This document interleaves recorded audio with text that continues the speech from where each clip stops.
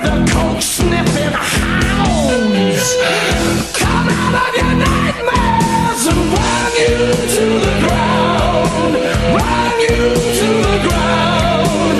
Run you to the ground. How come you never get wise to what you see? Yesterday's newspapers, blankets in the streets. Running from your demons, they're out to get your soul. Too much human debris on the sidewalks of the world. Sidewalks of the world. Sidewalks of the world. Run for your life to keep on with the living, 'cause we've all been rocked and rolled. Holding your ground on your own. The word is out, you're going down, and no one will ever know.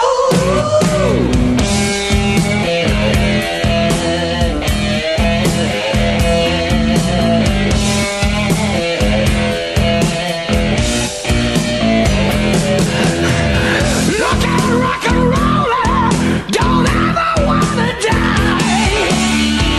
They hide in the washroom, they're busting tonight. The blue-suited soldiers with the cold sniffing hounds. Come out of your nightmares to run you to the ground.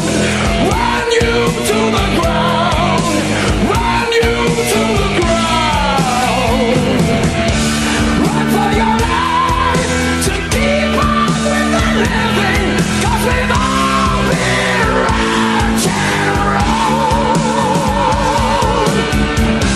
Holding your ground on your own. The word is out, you're going down, and no one will ever know. Holding your ground on your own. The word is out, you're going down, and no one will ever, will ever, will.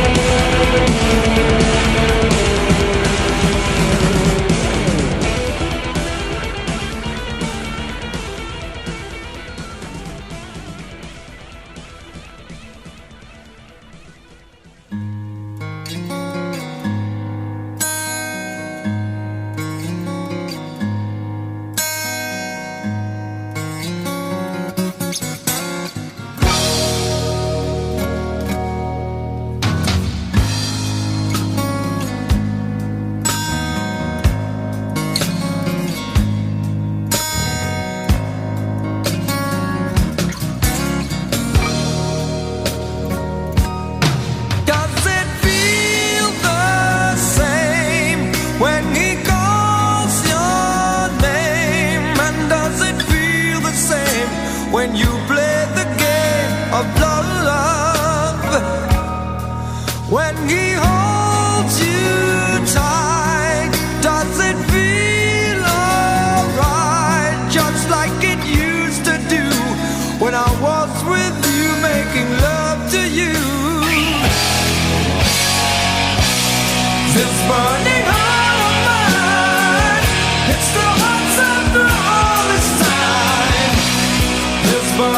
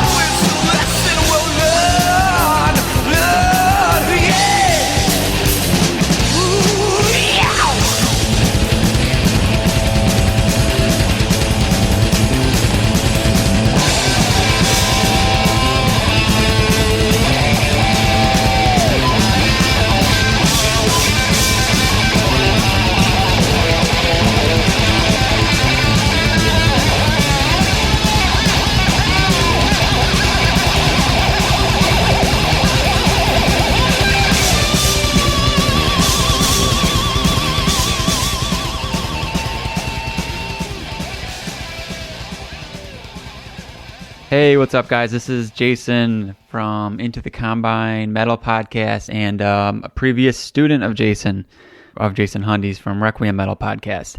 You know, back in high school, us guys here on the podcast, we were all best buddies, and we were I think we all had Jason's history class or world globalization or whatever the hell it was back then.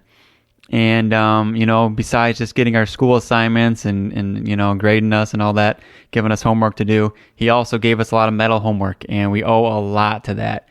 You know, I can vividly remember back then him giving us CDs like Opeth, you know, I think Ghost Reveries was one of them, Repulsion, Dillinger Escape Plan, can't forget about Blind Guardian, Imaginations from the Other Side, that was another one.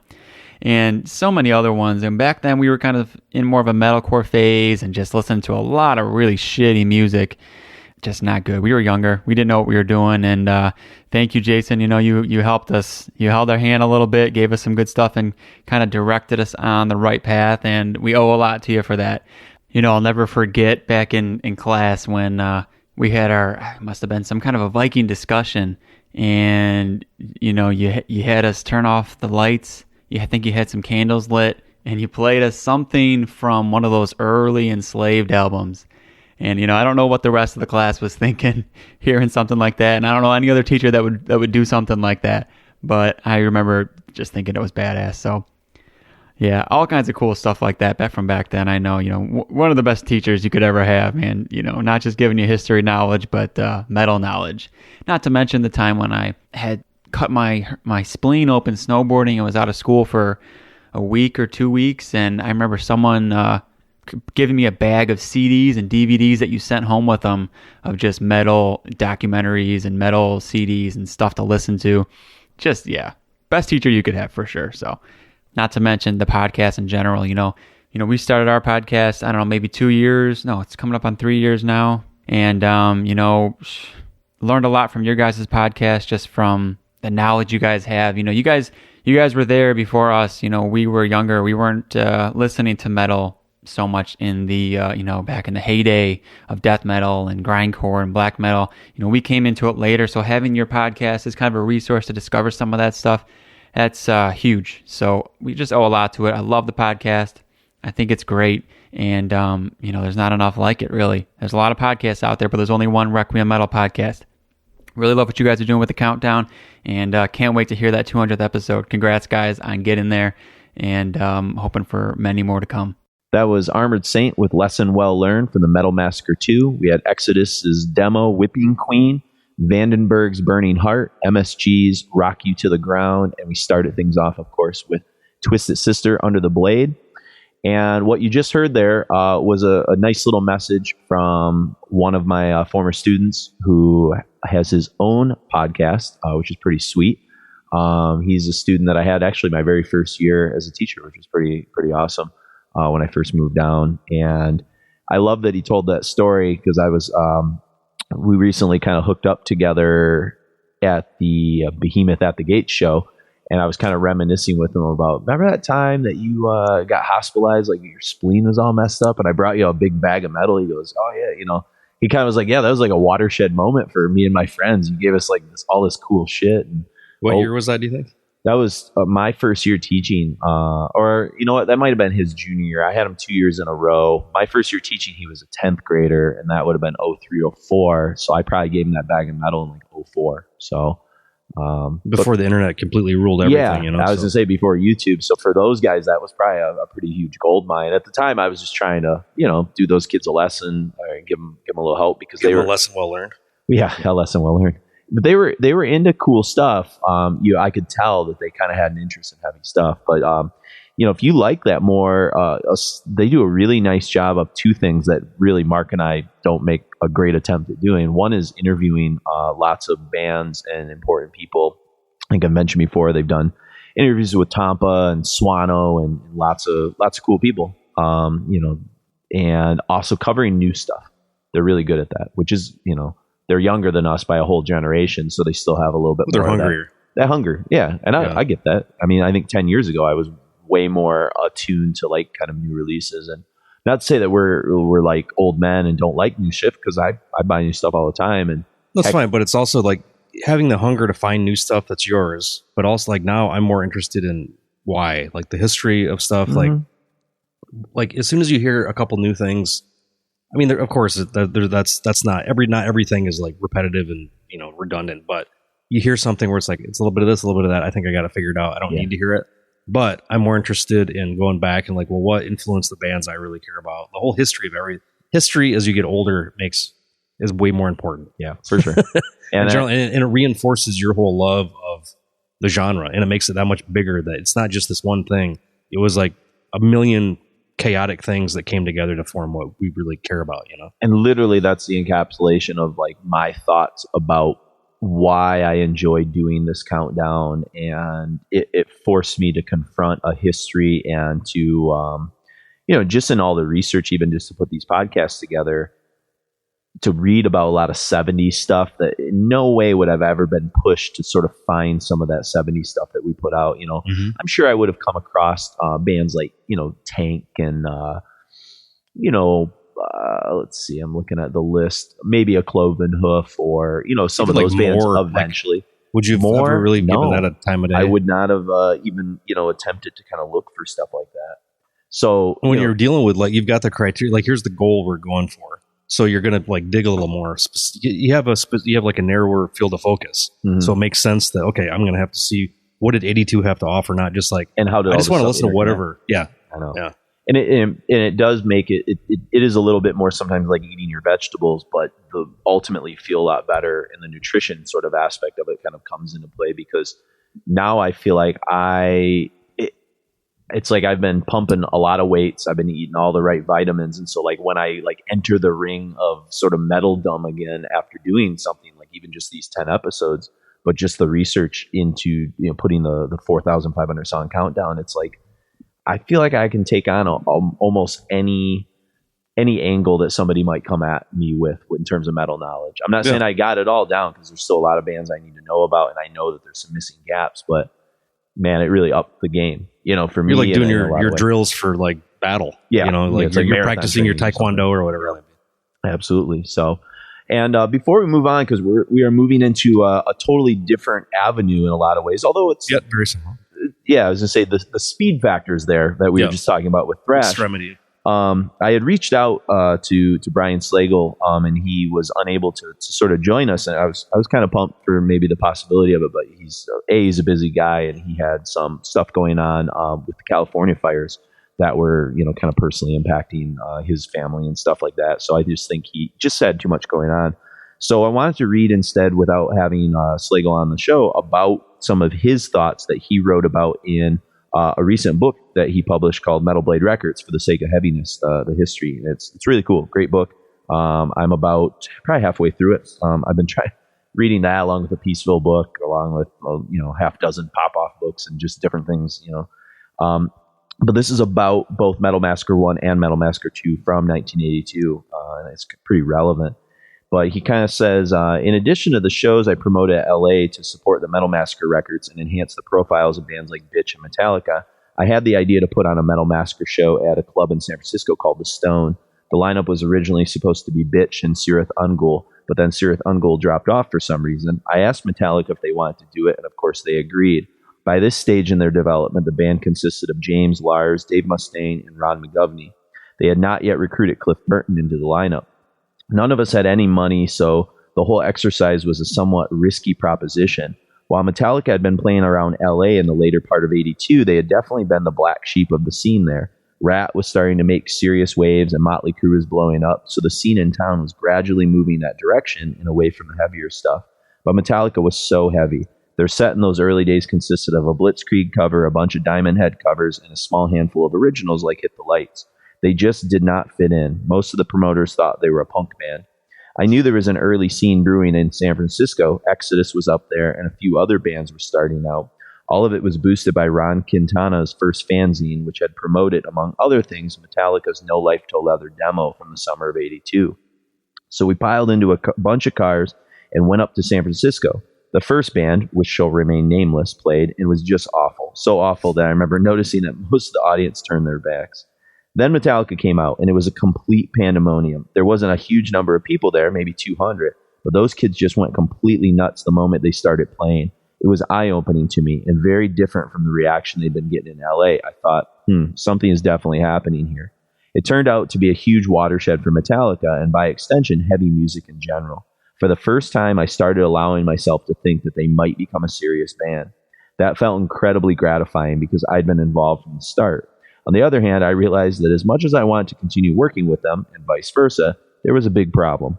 Neither of us had any money to make any music. At one point, they came to me and said they'd worked out a deal with some studio in LA to record an album for $10,000. That's awesome, I said, but who has $1,000, much less $10,000? Obviously, that never happened. I couldn't offer them any security, but I knew their music had to be recorded. During this period of late 82, I'd been gathering music together with the idea of releasing Metal Massacre 2. One of the submissions I received was a 3-song demo from a San Francisco band called Trauma. It was recorded pretty professionally, and their management told me they were coming down to play a show at the Troubadour. He suggested I come out to see them. I went to the show, and the band was okay, but certainly not amazing. The bass player, though, was fucking out of this world. You could see there was something completely crazy happening on his side of the stage. He was wearing a blue denim vest and wide bell bottoms. It really stood out to me. I discovered his name was Cliff Burton. Cliff impressed me so much, I agreed to put Trauma song, Such a Shame, on Metal Massacre 2. Shortly before it was released, I was hanging out with Lars Ulrich one day when he said, "We need a new bass player." I'm sure you know where the story's going, ladies and gentlemen. And they'd started to practice more and hone their respective abilities as musicians. The Metallica guys realized that their only member who wasn't developing was bassist Ron McGovney. Ron was a great guy, super cool and totally into it, but Lars told me they felt that for the newer material they were writing, Ron just wasn't up to it from a technical perspective. Lars asked me if I knew anyone who would be a good fit. Now that you mention it, I responded, there's this band called Trauma from San Francisco, and their bass player's phenomenal. They're coming down again for another show, so you guys should check them out. I saw Lars and James at Trauma's next LA show. Maybe 5 minutes into the set, Lars turned to me and said with a smile, "That's going to be our new bass player."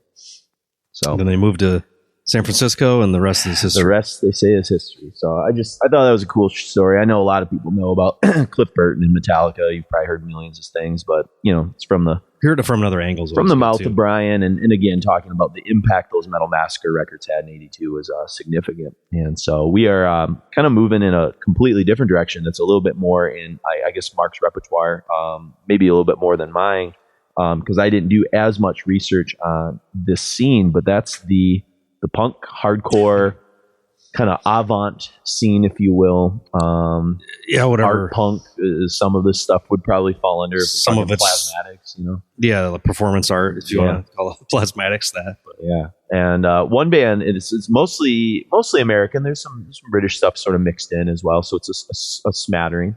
The first thing we're going to kind of be getting into, it doesn't really fit into this set, but I don't think they fit into any set. Maybe they would have fit next to The Cure. I don't even know. But that's the Swans, and Michael Gira and company, hailing out of New York, kind of released their often. I almost left them off the list because I always think of Filth as like kind of their true debut, because that's really the first one that kind of established that really hard industrial kind of proto Godflesh kind of sound. Yeah. But this little 4-song EP is actually technically their debut. We're going to play a song called I can't find it. Where did I write it down? Laugh. Sorry. I had it in my notes somewhere. And this song that you'll hear, they'll open this kind of setup. It's a little bit more kind of bubbly and more kind of out of the krautrock. I think you mentioned Noi sort of jumped out to you. It's like kind of repetitive, riff where they just kind of like Noi was basically they'd have a drum beat, they'd have a bass line, a simple guitar line that would kind of like loop. It was kind of almost like a jazz, like kind of going around to this. Here's the theme and come back to the coda and all this, but it's incredibly simple. But this is just oppressive. Yeah. I mean, it definitely has that, the what would later be on like the Godflesh kind of vibe. Ministry, Ministry for sure. Which Ministry wouldn't really embrace that much until like 84, 85. Yeah, 83 Twitch was and some of that early stuff was more dancey, kind of definitely was coming out of a New Order kind of scene a little bit more. Yeah. But yeah, by the time you get to Land of Rape and Honey and some of that stuff, you're definitely kind of heading in that realm. You definitely hear a lot of Joy Division and Peter Murphy Bauhaus kind of stuff going on with this song. But We did find a cool quote. Mark found it actually from our boy Justin Broderick from Godflesh and Jesu fame, where he's kind of talking about the impact and uniqueness of a band called like Swans. Yeah, this was, I don't know where the Slave EP falls in their discography, to be honest. Was that the first thing? Filth and Slave. It's real early. It's real like early. 83, 84. That's what he says. The first Swans record I owned was a Slave EP. And it absolutely blew me away. It was the sound he always wanted to hear, just the bleakest and the blackest. The minimalist approach to the music, that was really a huge influence on me. It was non-genre specific with a total lack of baggage, purely abstract, surreal, and violent. Yeah. It communicated to me in a very special way that taught me that heavy metal could be stripped down of everything and reduced to its most primal form. None of the traditional genre bullshit. It really changed his perspective on music at the time. Joy Division, Killing Joke, Swans took the blueprint from these bands and just pushed it way, way further outside of the whole rock thing and paved the way for me. Yeah, that's cool. It's a good quote. And, these are the sort of left of center bands that like we're going to be covering in this kind of particular set that, you can't draw a straight line towards extreme metal and heavy metal, but there's definitely a curved line or a zigzag that kind of gets you there, Yeah. The Swans would never self-identify as metal, but a lot of people that became bands in metal were listening to what Swans were doing, They're much the offering same way up that Cure. that other, like, as you're younger, you need that next more extreme thing, more fast thing, more like lyrics, more socially aware kind of stuff. And all that stuff kind of like, culminates to, where we get to be with like thrash and Ministry. And like in the late 80s, early 90s, that whole industrial weird metal crossover thing kind of, Well, and then it's interesting too. I was pointing out to Mark because I'm probably a little bit more familiar with Swans, and their stuff. Absolutely are. What's that? You absolutely are. The early '90s stuff. They've really kind of become the prototype for kind of what Beyond Dawn became.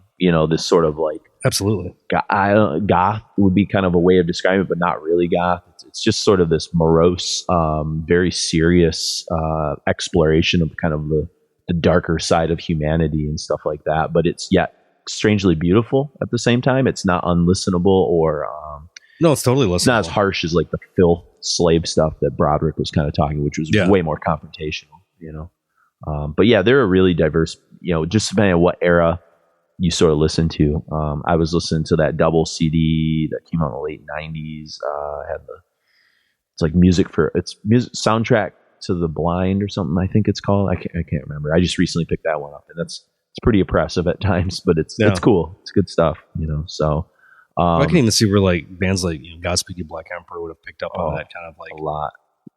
Not necessarily their musical approach, but as far as like the oppressive aesthetic of everything, the oppressive aesthetic of the whole thing. Yep. And that's where, like, again, you look at Discharge, The Cure, Swans, Killing Joke, and a friend of ours is going to be talking about Killing Joke a little bit later, one of the little audio snippets that we'll be playing. But yeah, those bands just, really, they're behind the scenes, in a lot of ways. And so are bands like the Plasmatics, who were, started off as an art punk kind of thing. I mean, there's probably a lot of history on the Plasmatics that I'm not going to really be able to. I did a little bit of, some Wikipedia research. Gotcha. No, watched some videos, but yeah, go ahead. What do you got? Oh, I was just going to say Wendy O. Williams. I mean, obviously, what she's doing on this record, Coup d'Etat, which has become one of my favorite records of this era.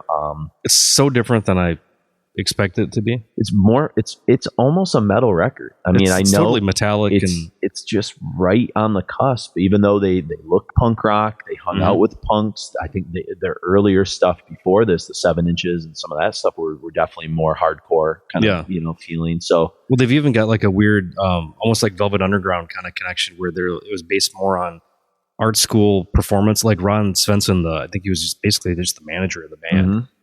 He got his MFA in like neo-Dadaism performance art and shit. So he like kind of called these, once he met Wendy, and they were like together for years until she fucking killed herself. Yep. But it makes sense that this started, I don't think it started from a music perspective. It started from performance art perspective. So what music would make sense for this look? Heavy metal, not heavy metal rock. Yeah. No, there's some truth to that. And, to be able to kind of put together this evolution so quick. There's a lot of musicality. The song we're going to play, The Damned, which is pretty iconic for, I think, even people that don't know a lot about the Plasmatics are familiar with the music video.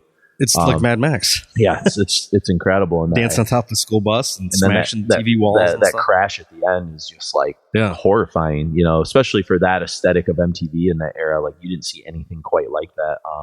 The other thing I saw that was even perfect for MTV generate. Like that video, just like everything was excess in that song. Her vocal style, like she was just, screaming her guts out. It's proto death metal vocals. Yeah. I mean, it's the closest to like a female Kronos that we've.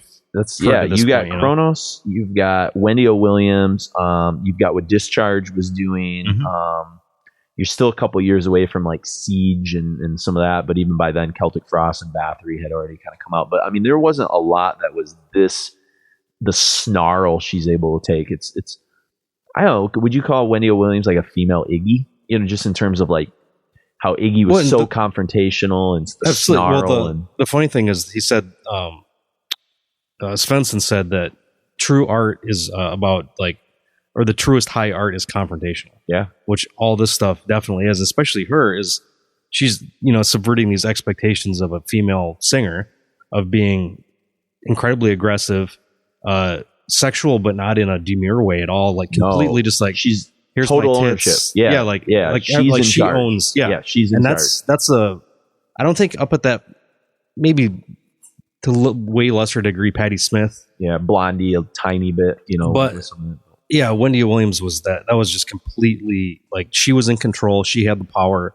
She had the aggression. She had everything, Mm-hmm. There's like nothing about that where it's sexual in a way that you're just like, you're in awe of what she was able to do. Well, and kind of along those lines, I found a really cool quote from Cream Magazine. Shout out to Lester Bangs in Detroit, near and dear, great magazine.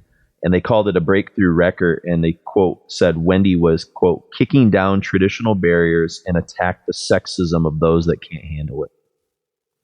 It's like almost like she's like more jock than the jocks. And she's like more aggro in a way. And like that probably was really threatening to some of those like machismo kind of punk and metal dudes. Oh, absolutely. Probably didn't know how to wrap their head around what they were doing because they were simultaneously like threatened and attracted.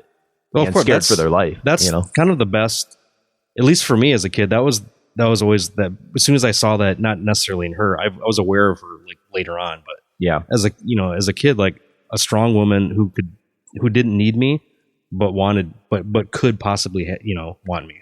Yeah, like the switching of the power dynamic.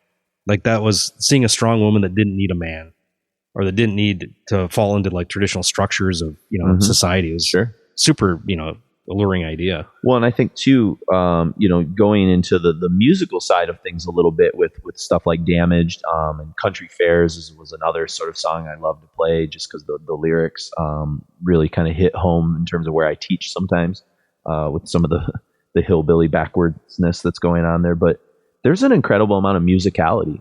There's this song it's super listenable. It's listenable, but it also has like movements and great solos and dynamicism. A lot of the things that you wouldn't necessarily associate with this era of punk or hardcore.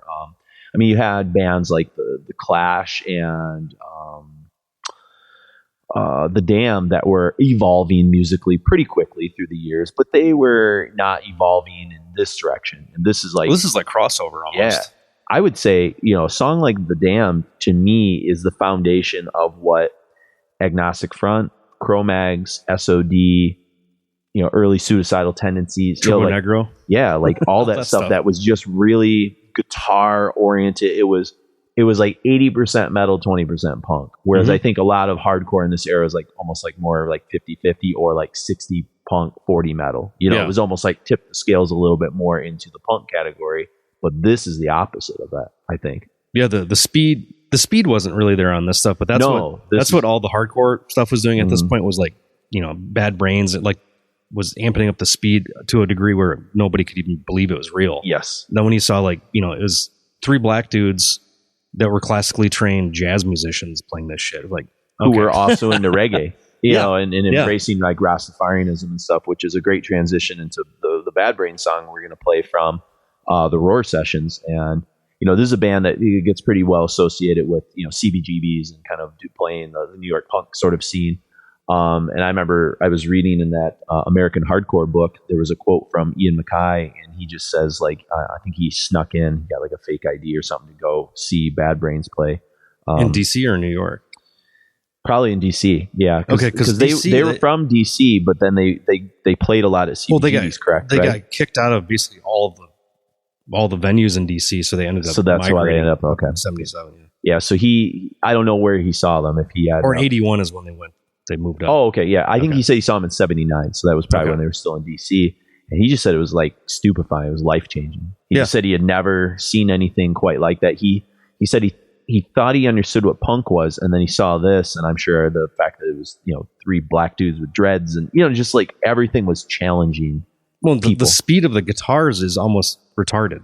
It's if you, think of that at the time, that's faster than any black metal shit was playing. It just, it's a different, as far as the sound is concerned, but I think like everybody's pretty familiar with like drum speed now, but the way that, that HR was knocking out vocals too is like Tom Araya, like just incredibly. It's hard to talk that fast, let alone yell that fast and have like any kind of dynamic to it at all. I mean, this is one of the watershed moments in kind of the history of not just metal, but also like punk hardcore. I mean, it's a significant record for 3 different Well, I think they're genres. kind of known as like one of the pioneering hardcore punk bands, which as far as my understanding, the only difference is it went from Dead Kennedys to, Dead Kennedys are thrown in this as well, but the speed factor and aggression in vocals was brought up higher. Well, the fact that these guys formed in 77, even though their debut album doesn't come out until 82, they had singles and a few other things kind of floating around. So they were a known quantity. I guess I would say they're not, I don't know if Dead Kennedys actually beat them or not. You know what I mean? Like, people might have been aware of them at the exact same time. It's just that the Dead Kennedys beat them to putting out a full-length record 2 years before. Well, and the scenes West Coast and East Coast were completely different. That's true. I think too. I think the West Coast, I think, might have had more visibility on it. And I think the DC scene did eventually.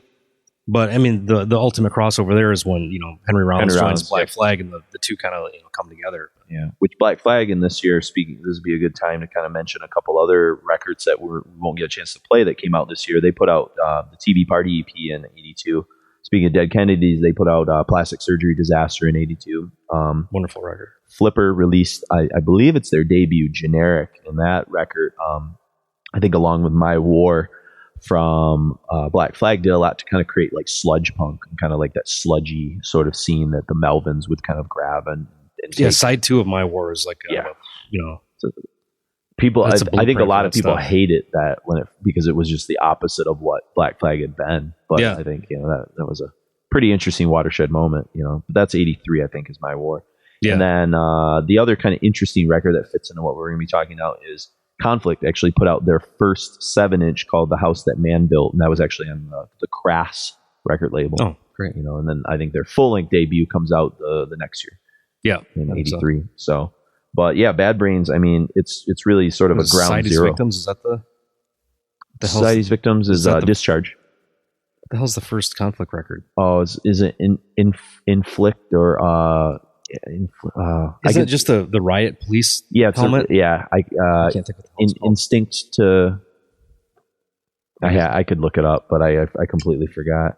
Why Mark's looking it up, but this was sort of released as a cassette only thing. This Bad Brains thing was known as the ROIR sessions. ROIR, R1R. Sorry, ROIR. Put more R's in it than it's void. Yeah, and the second ROIR. The second half of the record was really disconcerting for a lot of people too, because it was a lot of like reggae type stuff as well, and that threw people off. Again, just like they were a band of sort of contradictions, and I know in one of the the documentaries, the IFC Punk Attitude documentary I show part of in my rock and roll history class, they're interviewing HR, and he's kind of talking about the first time they played like England and stuff like that, and he said, we knew what skinheads were and things like that, but like the British were like, get off the stage, you Yankee N-word, Oh, wow. And HR is like, I'm gonna fuck this guy up, and just jumps in the crowd and just starts beating the fuck out of these guys, and like I think won over the British. Kind of, they're like, whoa, these are, you know, these dudes are for real. They're not just some like gimmick act or whatever. These are like literal hardcore dudes. I mean, it's hard to think about Bad Brains without probably bringing like race into factor, because I mean, let's be honest, punk and, you know, heavy metal tended to be in this stage of the game pretty. It still is. It's pretty Caucasian in a lot of ways, you know, which is. But also, yeah, like even like at that point, there was no like all black rock bands really. Not really. Like you had a handful of maybe a member here and there, but that was like kind of a novelty. It seemed like. I mean, the closest you had was like stuff like, you know, Funkadelic, which was you know, bringing a lot of rock elements into, you know, a more. But they were a very, you know, fringe band as well. Sure, like as far as the mainstream is concerned, like, you know, all black bands are jazz, soul, blues, R&B, blues. Like there wasn't a ton of like rock. I can't think of any at least rock crossover with Death, but they were nobody knew who they were. Yeah, there just wasn't a lot of that until kind of what 2001 or 2002, whenever the hell that. Yeah, I think it may have been later. 7. Like I was done at the record store by that point. Okay. So. Yeah, but you know, so Bad Brains definitely, I'm sure most people are kind of you know, familiar with, but the Don't Need It is the song we're gonna play, and it's just like lightning quick. And this had a big. My first experience with Bad Brains is from, you know, like Thrasher magazine and stuff too. They had a little bit of a resurgence in the late 80s. Yep. I can't think what the hell those records were. They weren't quite as like biting as this, but the only thing I've got is just, you know, this record, the reissue of the. I think I have this and Eye Against Eye. I kind of got into them because I had to review for Eclipse. I think it was before you came on board. I had to review the Century Media put out a Bad Brains tribute record. And it had Cave In and a whole bunch of other like weird hodgepodge of stuff. And Seven Dust? I don't know if they were on there or not. Think of I just have a slimline promo of it, you know, at that point. So I can't remember what was on it, but it was pretty cool, you know. So, and then we get to GBH. We go overseas, back to England. Speaking of the trip that the Charged yeah, GBHs are also Charged GBH. Grievous Bodily Harm. And they were another Birmingham band. I was just kind of looking in the Pop-Off book because they mention a quote here from Eric Peterson from Testament that I'm going to read in a second. But they listed all these, you know, it's commonly known, obviously, Priest and Sabbath and Napalm Death all hail from there. But I guess I wasn't aware that Robert Plant and John Bonham were also from there. Diamond Head, Quartz, and then, of course, these guys, GBH, Charged. So, but... Yeah, this is almost one of the earliest bands I ever heard the term crust thrown around with. Got it. Guys that were into like, you know, Crass and Discharge and Discharge, and like GBH and Crass and Discharge are always kind of in the same breath, at least in Mount Pleasant, yeah, Michigan, as far as this kind of stuff was concerned. But how do you assess their kind of historical impact? Same as Discharge, or just, I mean, not as like large, obviously, but you know, do you think people were processing them the same kind of way? I really don't know. I mean, it was a little more. I think it had a little bit more 70s punk, but it still had that. It still had that edge that Discharge really kind of, you know, had that. I think sparked everybody's, you know, imagination and creativity, like where the stuff could go, how hard could it really be, especially like the visual image as well. The, you know, Liberty spiked hair and all that kind of stuff became like a. Yeah, the first time I remember seeing that is I can't even know. I haven't written down the singer of GBH, but which is I think the only original member left in the band. Yeah, I forget his name. They might mention him in this quote I've got. So I've got a quote from Testament guitarist Eric Peterson. He says, GBH had, it's almost like Rob Halford.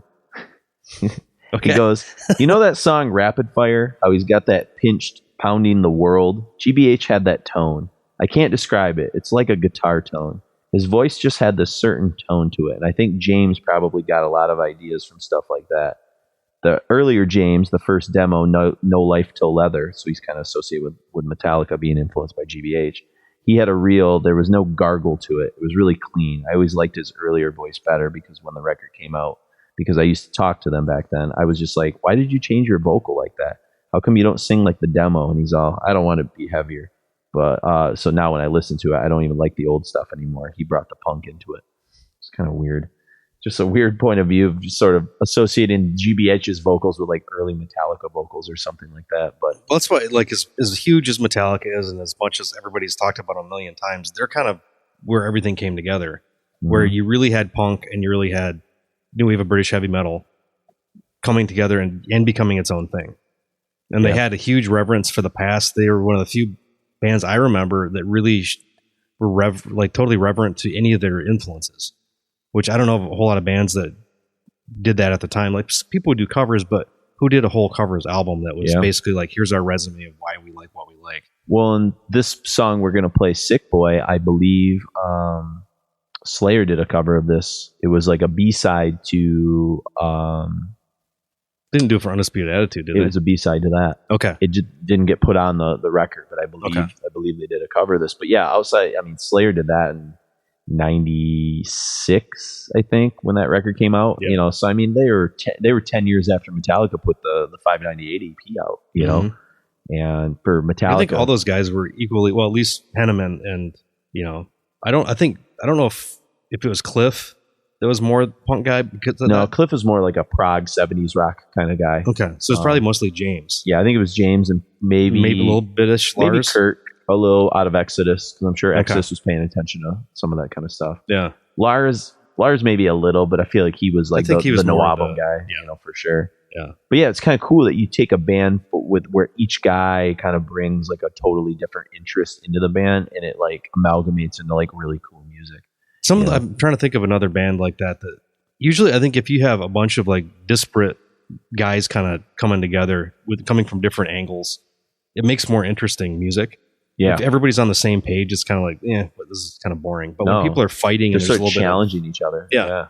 Like, no, we don't need to do this riff. We need to do something more like, they're like, oh, okay. Well, you prove it to me and then we'll try it. I definitely feel like I guess maybe I think of bands, maybe like Entombed. Where like Nicky's bringing like really definite things that maybe LG wasn't, and Alex and Ufe and stuff like that, and they're kind of all Ufe's like the noise rock guy, tense, and there's a lot of stuff going on there for sure. And you can kind of see that with some of the schizophrenic releases that Entombed has done through their catalog, where there's sometimes an inconsistency, but at least they're trying things sometimes, for better or for worse, at least through that 90s period. Yeah, they almost had like they're like too volatile to really like starting a band when you're 14, 15 years old. You're going to change so hugely. It's so much. It's insane. Yeah. Or even like a band like Pyogenesis starts. If you look at their discography, it's insane. It's like Paradise Lost, where they start out super heavy doom. And then one guy wants to do like more poppy music, but they still sing death metal in it. It's like, what the fuck? Like, that's the kind of stuff that's interesting to me. The bands that are just complete, fucking bonkers. Yeah, kind of a mess. Yep. Yeah. Whereas like if everybody just is all, like you said, listening to the same stuff, it doesn't always work. You know?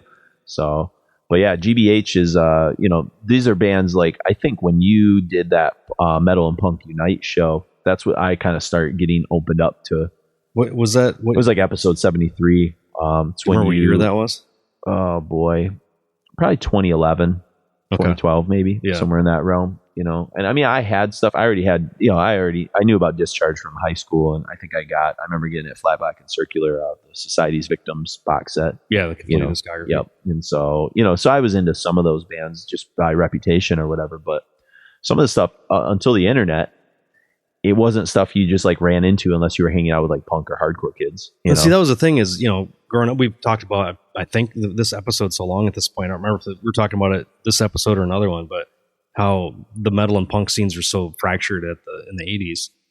And yeah, I think you might have been talking to Albert about it when we were talking about Venom and Motorhead and stuff. A friend of ours growing up, he's done some work for the podcast actually, Tim O'Brien. Yeah. He was more on he was like Love Slayer, but it was also into like Dead Kennedys and Flipper and this kind of shit too. So there's always those guys that you respected their opinion and you wanted to learn more about the stuff. Yeah.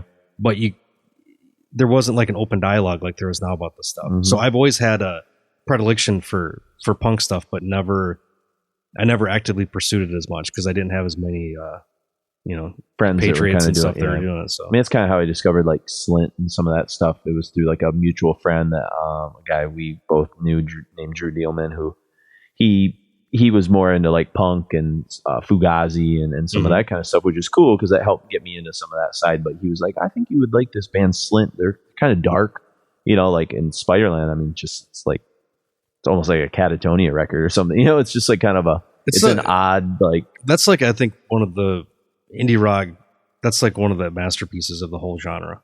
Yeah, I think if you were going to try and sell indie rock to a metalhead, I'd start with something like Spiderland for sure. Yeah.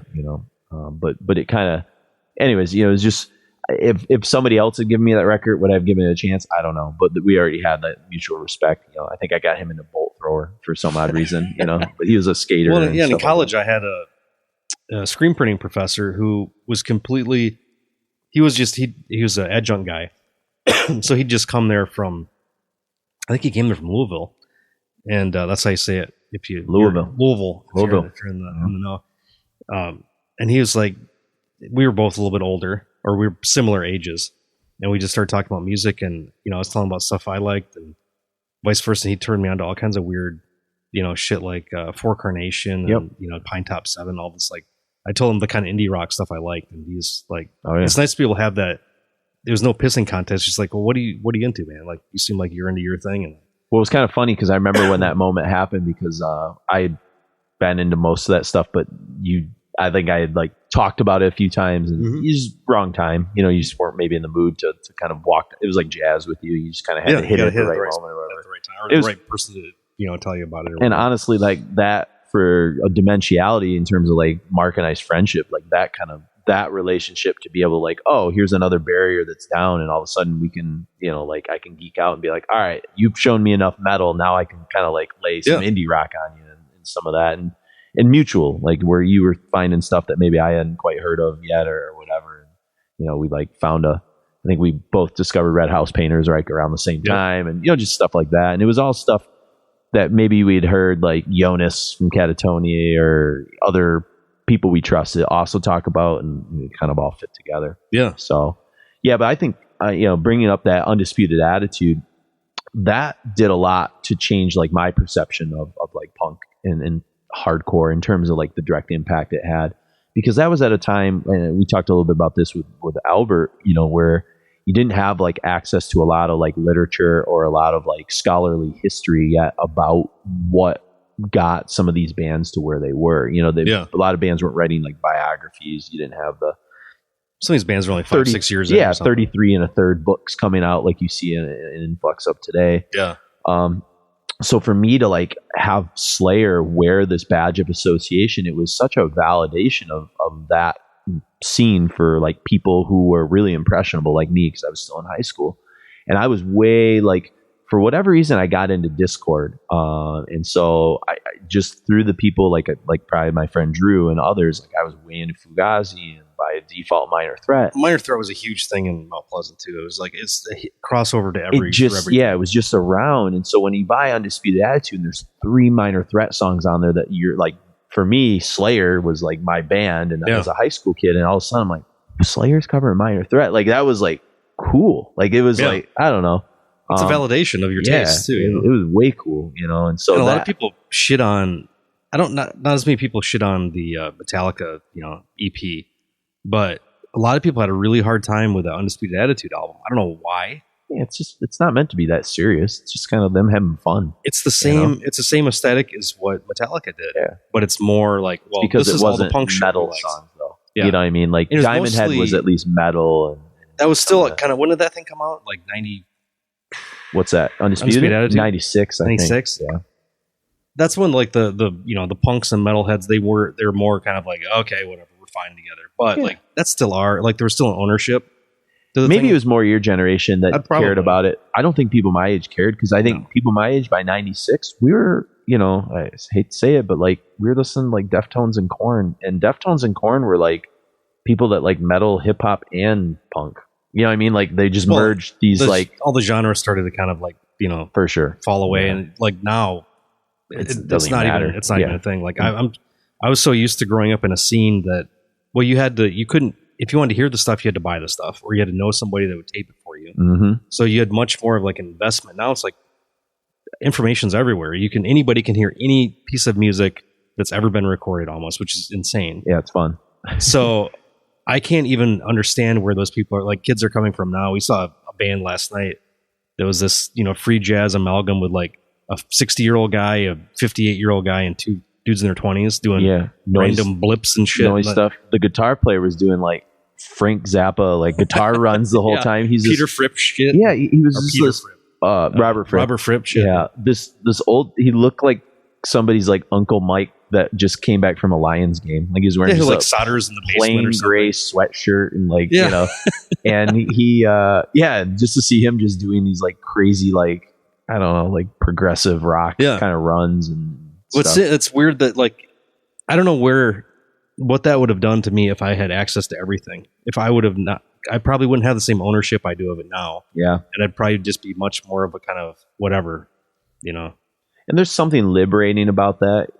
In some ways, I think I see it amongst my students a little bit now, where they see nothing wrong in like loving country and loving hip hop, and then loving like a random Nirvana song. Like it doesn't even freak them out. Like it's so strange because when we were growing up, like you kind of were like you could like hip hop and punk and metal because there was something edgy about like, you know, NWA and Dr. Dre and some of that Well, stuff. skateboard you know? culture kind of For sure. united all Yeah. that together. But you certainly those people wouldn't have been like also like way into Garth Brooks and speaking loudly about it. Like it was like that's like one thing is like not like the others almost, and now like no one really cares that much about it. It's strange. Because the only downside I see to it is that I don't know if people ever have the chance to really listen to a record, like really absorb a record, and not just songs. Like I saw something on Facebook when I was in the toilet, which is that's the only time I ever try to look at Facebook. Yeah, there you go. So if anybody tries to send emails, sorry, but I don't look at it very often. But somebody's like, is the album over? I saw that article. You know, I didn't even bother reading. It was like, this is just clickbait. It's the same thing as that they've been having this conversation for 20 years. Just like they've been having the same conversation as punk dead, as metal dead, as rock and roll dead. Yes. Like some form or another will move on. And you can say in pop music, yes, the single is king. the single is all that matter. It doesn't matter like the album of whatever band for the most part in pop music. But for as soon as you start getting into like, you know, underground hip hop, if you get into punk, if you get into metal, jazz, those are album formats. Like people want the physical thing. They want to, you know, read what they have to say. They want it to be an experience. Like that's why vinyl has had a resurgence. Yeah. So I think if as far as like easily digestible pop music you're going to hear over Muzak at the mall, yeah, the album's probably dead. But Sure. these genre, like what we're going to hear here pretty soon, This is a lot of singles and 7-inches and things and like just that. short Collections. albums. Yeah, for sure. And the 25-minute the album. next band we're kind of getting into is Circle Jerks, and you know, that's a favorite of yours for sure. I mean, we talked about Keith Morris and some of his associations with Black Flag. Black before. Flag, which is the older I get, the more I like his stuff in Black Flag. Yeah. Probably the best. And I think Off is probably the best punk band that's around right now.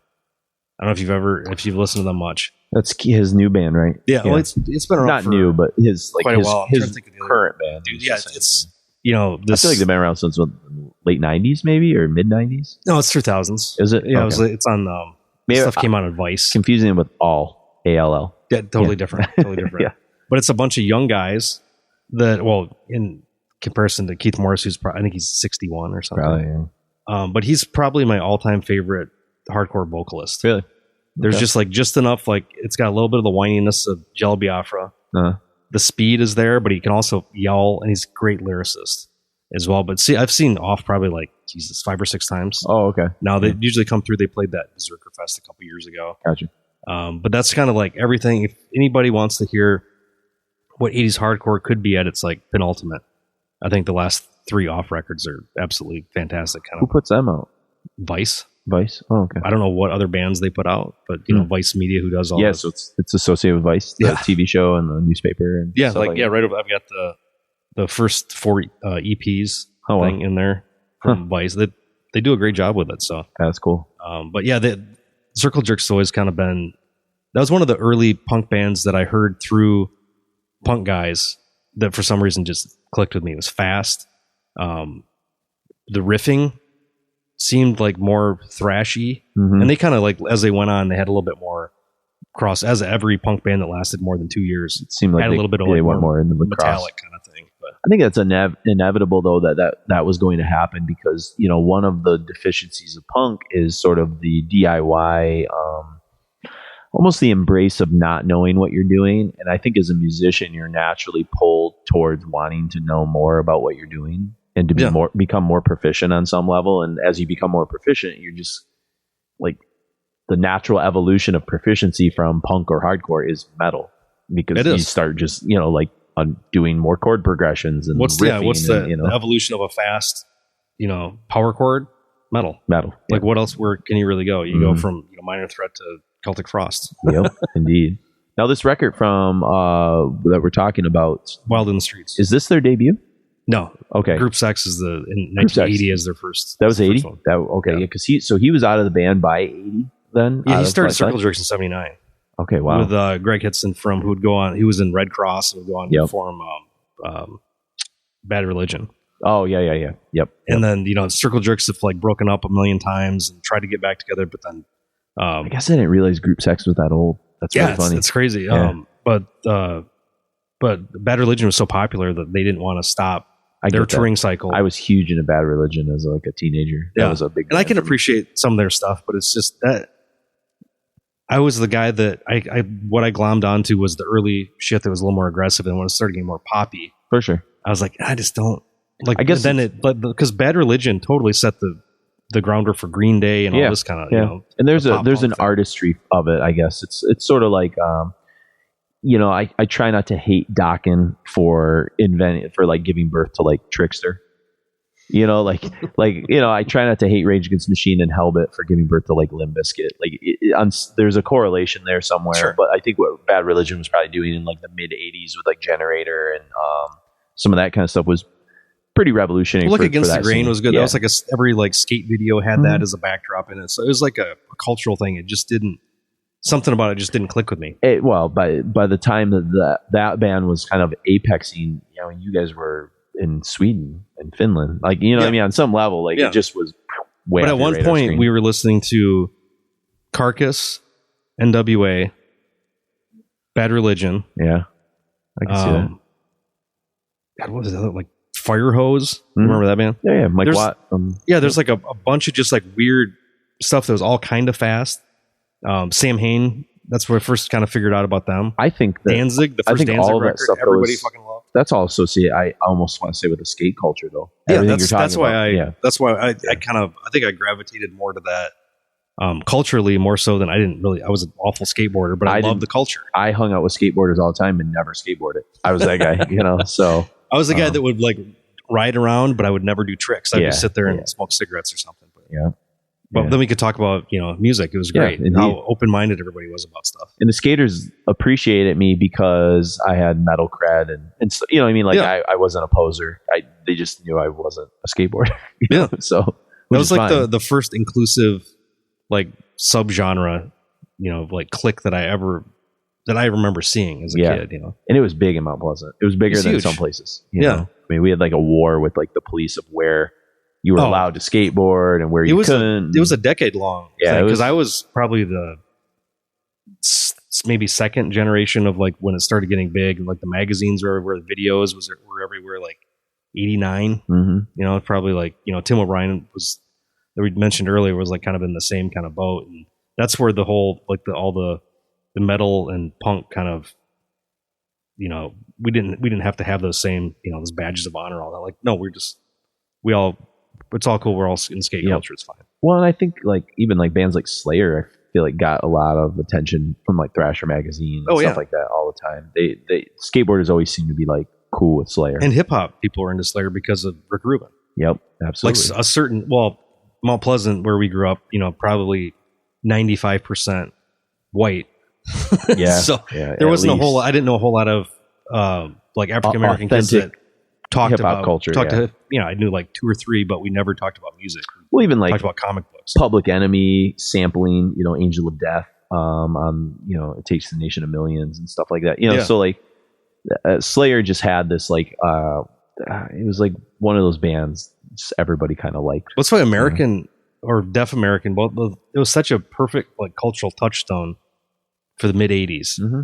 How like everything good can be under one banner. It doesn't have to be so like cut up into these different little genres. Well, early fans of hip hop, it was like punk kids that were going to clubs and watching like this, like basically black punk. You know, it was basically a bunch of Beastie Boys started as a punk band and turned into hip hop. Yeah, they were like a hardcore band, really, more than anything. So yeah, you see a lot of that, and so when we talk about like Bad Brains and like reggae, like reggae was associated with punk all the time because no punks were making records, so the only records that punks would play at punk clubs were reggae records that were singing about protests. And like socially, they were on the same level. It was just totally different. Until like Sex Pistols and Clash started releasing 7-inches, there was nothing to put on the jukebox, so you just put reggae on, or like glam records. They put on Sweet and some of that sort of stuff. Yeah. So, but yeah, and so then we get to MDC, another American band, right? Millions of Dead Cops. Yeah, started out in Texas. Millions of Dead Cops, Multi-Death Corporation, Millions of Dead Children, Millions of Dead Christians, Millions of Damned Christians. They kind of ran the gamut of things, but Dave Dichter is kind of the main force behind that band, still in the band. Yeah, our friend Kevin, who did the metal and punk Unite. Kevin Gross. Yep. They've actually MDC. Well, this is probably 5 years ago now. They kind of like moved up to Oregon. He's in Portland, right? Yeah, yep. And that's where MDC is now too. Cool. He keeps kind of getting a new band every couple of years, and but they were kind of known for incredibly far left politics, kind of like Crass. Yeah, but even more confrontational. Really? Okay. I think I don't know much about MDC. He's a gay guy from Texas. Okay. So like all dealt that with a lot of shit growing up, probably. Yeah, and just the whole like human rights, gay rights, racial equality. Like he's anti-capitalist. Okay. But it's just like super speedy. It's got a Keith Morris vibe as far as vocally is concerned, but they're probably one of the more blatantly politically outspoken groups. Gotcha. Would you see some of that? I feel like I get associations of MDC in like early Napalm Death a little bit. Yeah. Some of the kind of lyrical content. They almost have more of a UK. That's what punk vibe. Yeah. It's strange that they're like anarcho-punk vibe. Sure. Yeah, I would put them in with Conflict and all those kind of bands a little bit more. But just more aesthetically on the American side. Would you say, like, are they as metallic and crusty as the Discharges and stuff like that? Or no, it's got more. I think I'd throw more in like the Bad Brains speed just category and stuff like that. Speed and message. Yeah, for sure. I think it's probably the most important thing. And then from there, we get into two bands that had, I think, more of a direct antecedent influence on directly on the metal that we sort of grew up listening to. This is the first time we've actually been able to play and talk about the Misfits. You mentioned Samhain, who replaced the Misfits, or they evolved into that, the Leftovers. Probably one of the best. I don't know if it's the most influential crossover. I don't even know what I call this. Horror punk. They're known as they're kind of like the first. Horror punk, or what did I put down for the horror punk subgenre. I mean, it's become kind of a whole thing that I never followed anybody else in it because nobody really did any better. Yeah. But also they did not follow any rules. Not that there were rules in punk, but there was like aesthetic considerations. Like who the fuck ever thought the Danzig's voice would have worked with punk music? Yeah. This kind of 50s crooner kind really, of they're thing. They're taking 50s like Bill Haley in the Comets and like, playing a 45 like at 78 and then throwing on like Roy Orbison vocals over it. It's insane how desperate all these elements are, but it came together somehow. Yeah. All these kids from Jersey. And the B-movie sort of aspect of it too, the sort of trash culture that like Alice Cooper sort of like played around with a little bit. They're almost like a prototype for like when I was growing up, a band that I think you guys just missed or you were aware of, but probably didn't give two shits about, but like the thing that made White Zombie kind of so potent is their embracing of sort of like the obscure horror, trash, 50s, 60s B-movie kind of Wizard culture. Aesthetic. Yeah, Electric Wizard just does it better, I think, for like people like you and I, the stuff we're into. Les Exorcisto record was fucking huge. Yeah. And I didn't hate it, but it got to the point just where it got overplayed. Sure. A little bit. But that was refreshing at the time to have that type of Rat Fink shit coming in, like the dragster shit, B horror, hammer surfers horror. were doing stuff with that too. Yeah. That stage in the game. But and for Misfits back in the time, they were the only band not being political. Mm-hmm. And if they were being political, it was always under the guise of something else. It's more entertainment. Yeah, for sure. And I was just listening to this. What was this from 3 years ago? I think Rolling Stone did a video interview with Danzig about I think it was right when those Misfits reunion shows first started at. God, what's that big festival in Chicago? Lollapalooza? No, it's a newer. It's a newer thing. Like Priest played it one year. It's a weird thing. Like usually they get people to come and kind of do like a certain era of their. Oh yeah, kind of like what Albert was talking about before with the stuff he's been doing with the Beer and Metal Fest stuff. Yeah. But Danzig was just saying I was trying to write stuff that wasn't like topical, but that would last. Like that people would. I get that. In 30 years, it would still be listening to it. It wouldn't be like so of its time. Yeah. No, and there's something to be said about that, because I guess when you talk about more the political stuff, you look at a lot of this era and they're making references to like Thatcher and Reagan and stuff. And, Reagan was a huge component of the aesthetic of like hardcore punk in America. Oh, absolutely. But like even long after his death, there's still bands, Iron Reagan. Yeah. I did one of the first graphic design things I did that I got paid for was a band called the Cancerous Reagans. Uh-huh. And that was in 90 something. Yeah. So the spirit looms large, I guess, or the shadow. Ronnie's shadow. Exactly. But this was actually technically the third album the Misfits did, Static Age and 12 Hits from Hell, but those I don't think got released until later. So they had been around as a band for a while and recorded some stuff, but whether it was self-released, it just didn't kind of work. So Walk Among Us is this kind of giant debut, and Danzig's, it's such, before they break up, it's such a really short-lived kind of thing. I mean, 83, 84, I think they're broken up by 85, so not a lot, of legroom there, but had an incredible influence on people. I've got a quote from the Pop-Off book, and it's from Ron. Static Age didn't come out, wasn't released until 96. 96, yeah. I think the first time that was when the Misfits the box coffin, set. Right? Yeah, I remember putting that in layaway. Yeah, at the record store because it was $80 or something. It took me like a month to get that thing. I recently just got because Wagner, who we'll be talking to in a little bit, they were talking about Samhain a bit and comparing the production on Samhain to like the production of the first Danzig record, and kind of they did a whole episode kind of on Rick Rubin. Oh, nice. And they were showing like the bands before Rick Rubin. I've got and these bands after. in a queue. I just haven't. Yeah, I've got too many audiobooks to get through right now. I hear you. That's why I haven't been doing audiobooks for that reason. But kind of talk, and so it got me thinking. I was like, man, I used to have all that Samhain stuff on cassette tape, and I never ever picked it up on CD.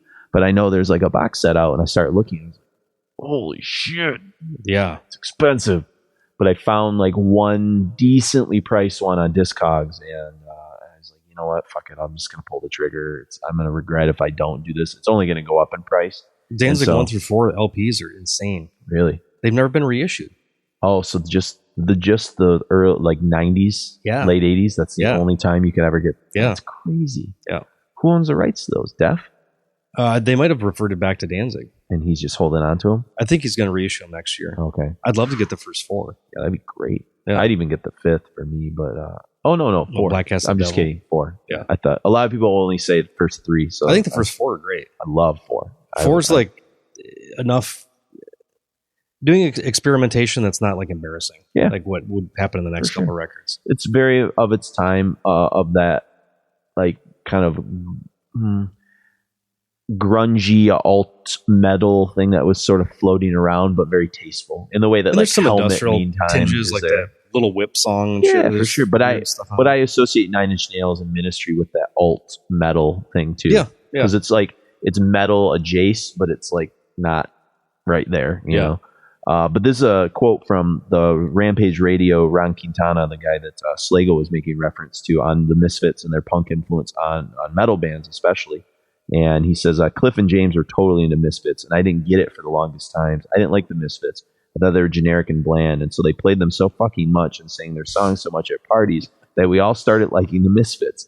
I think, he goes, I think, and he laughs. Of course, they were all also into Dead Kennedys, plus the LA bands too, like Black Flag, which made it up there. Black Flag was huge. He talks about Agent Orange and the Dickies and some kind of other things. But it's sort of interesting because I think the thing that gets people about the Misfits is, in a way, they're kind of dumb. Yeah. Like they're nonsensical songs that you find yourself doing these sort of rockabilly anthemic sing-alongs to. And I just remember in high school mindlessly like rolling the windows down, driving my truck around, like singing like I Turned Into a Martian and Skulls, and they're emotional. It's not intellectual. Yeah. It's a totally a gut thing, and just kind of, it's weird to switch from like the MDCs and stuff to like the Misfits. And like you said, there's something like organic and natural about let's make timeless music. Mm-hmm. And the Misfits are kind of like this band out of time. Just like the first Danzig record is kind of like that too. It's just like it's just a great metal record that's just I think the first 3 Danzig albums are completely out of time. Pretty timeless, yeah. Yeah. I mean, there's some just like, if you play Danzig 3 for somebody today, Left Hand Path and just, or not Left Hand Black. Left Hand Path 2 is a pretty good record. I've heard. But yeah, those things are kind of all working for it, But yeah, I think Misfits they're kind of up there with, it almost falls into like bar music, where it sing along, nonsensical, just from the gut, like immediately Flying Saucers and Mars. Yeah, it's like, stuff that people kind of peripherally knew. It's almost if like 50s rock and roll never really developed too much further, except the themes. Mm-hmm. Like if Orbison started talking about morbid shit. Yeah, beyond. He did talk about morbid shit in like a weird way, but like in a way pop culture way. And a cool thing how why I think Glenn Danzig's up there with almost anybody. You can't really. He's up there with not as quite as high as Elvis, but he's on the he's definitely close as far as his biggest influences of Johnny Cash and Roy Orbison. He wrote songs for both those guys. Yeah, that's true. Like that's kind of that's amazing. Mm-hmm. As somebody who artist who I don't even know who I could who that would be for me. Like it's a different type of thing, but for him, like that's like the ultimate validation. Yeah. For that guy, that he could write these weird occult songs for a huge American touchstone like Orbison or Cash, that they would still they'd go on and perform these things. It's kind of crazy to me. Speaking of that, I can't remember too many of the details off the top of my head because I didn't think to even bring it up or write it down. But there's a new Malcolm Gladwell podcast that he has put out where he's doing some stuff with music, and the whole first episode is with Rick Rubin.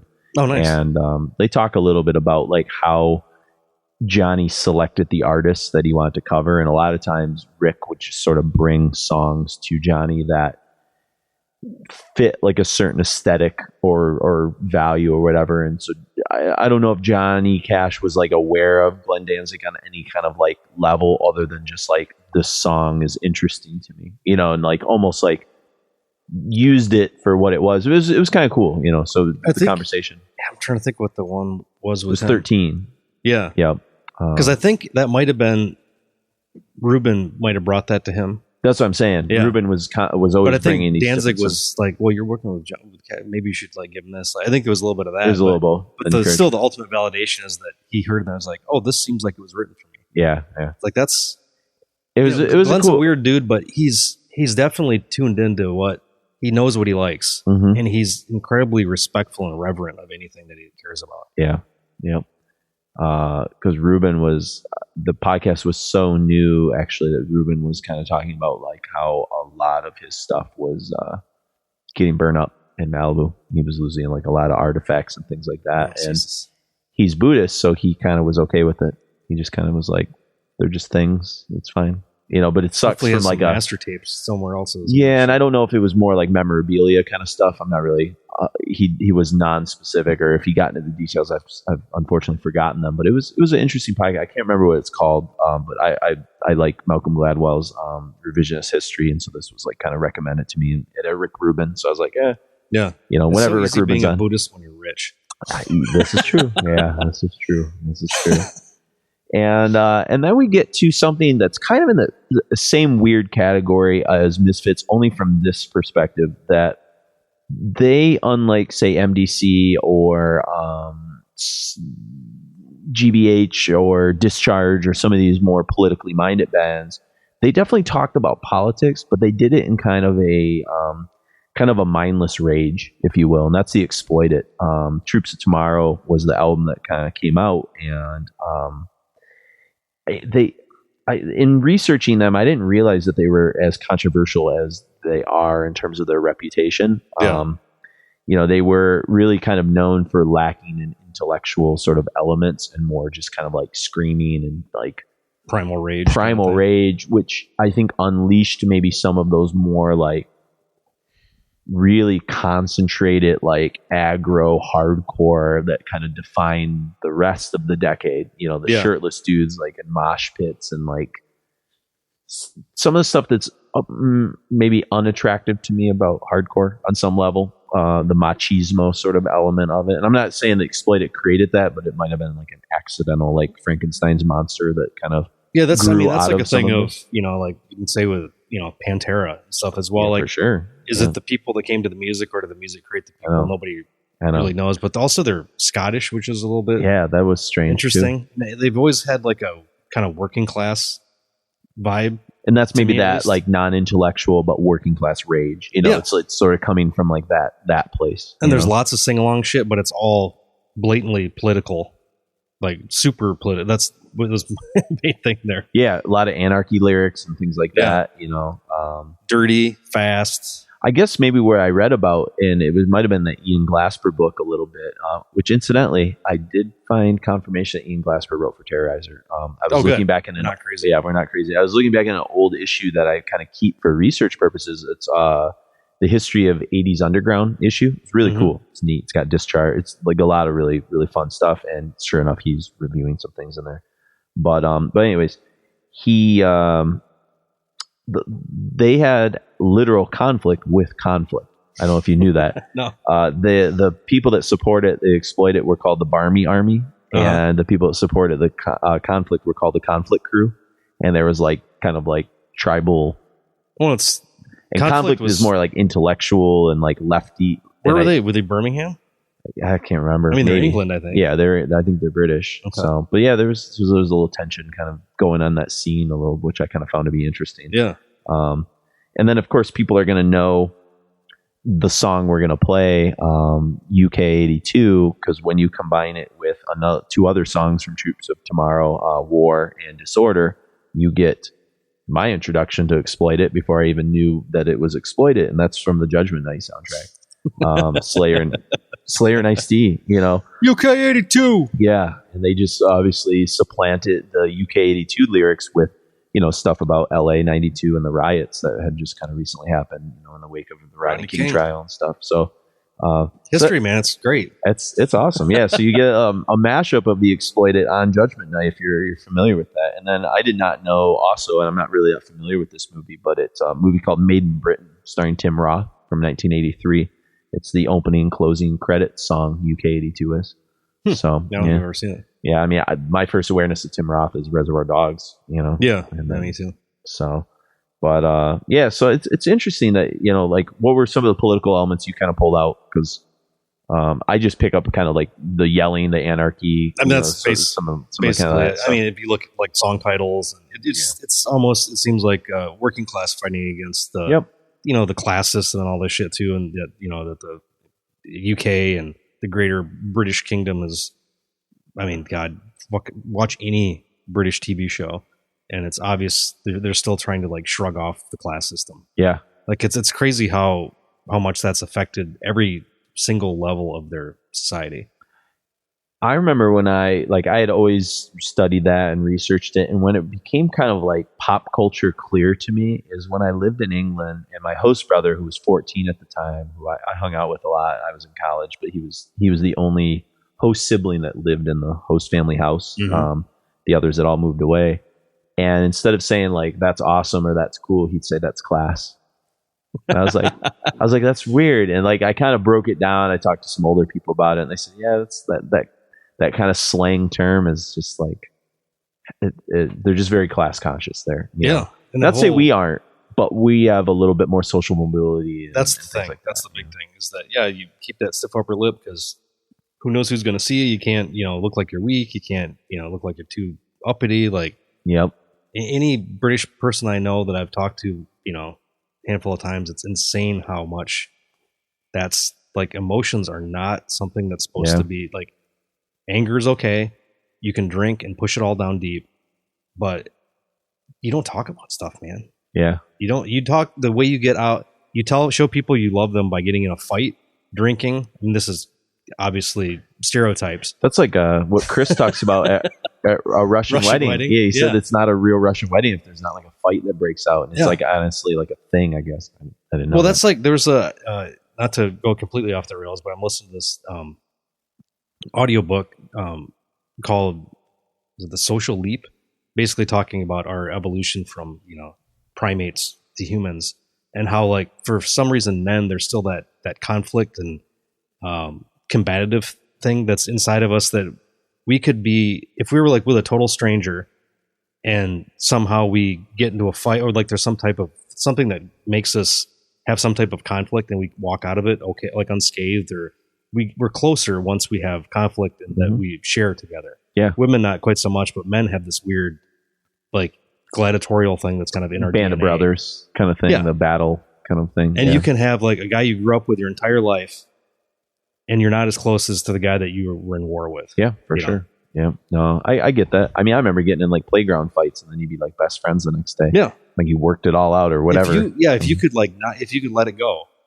and just like be like, that's like true sportsmanship. Well, that's kind of like the weird idea, speaking of, we were talking about Rick Rubin and Buddhism, but the martial arts was sort of born out of like Shaolin temples and like China, out of Buddhist kind of monasteries and things like that. And Zen was sort of a weird offshoot of that.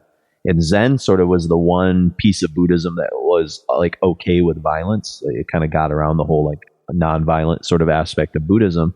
And when you talk about like movies like Fight Club, that movie is really about Zen Buddhism. We studied in one of my Buddhism classes and it kind of blew my mind, changed my whole thinking about that movie. But just this sort of art of sort of spiritual expression that comes through like hitting each other and things like that. And there's, there's a metaphor there, obviously, but there's also like kind of a reality to this idea of like spiritual expression and bonding through that. And I mean, you look at camaraderie of like football, and like the sports thing. I mean, we were talking with your wife about our love of like Friday Night Lights. And one of the sort of nostalgic things about why that show's so well done is it does capture that weird naivety 18-year-old mentality of like these are the best memories ever, like we're gonna love that, like this is the greatest moment of all time, us like in battle, like winning this high school state championship or not winning it or whatever. I think we're all, like the whole the reason why we evolved, I think, is that's my favorite kind of thing, is my favorite explanation of the whole thing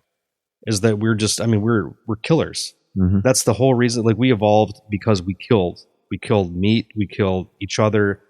Like the whole idea, like that's in our DNA really deep. And I think especially culture nowadays, we try to like suppress that so much, but that's why football is so huge. Mm-hmm. Gladiatorial combat. You're the chief that's, bringing in the huge stag or whatever that you killed. Like that's something really deep in us that we need. But I think we're just grasping it constantly to try to find something that we can, that gives us that feeling, because we need it. We don't want to be that, but that's what we are, and we don't want to. Well, that's the whole reason. In one level, kind of the premise of the novel Fight Club, was just like this.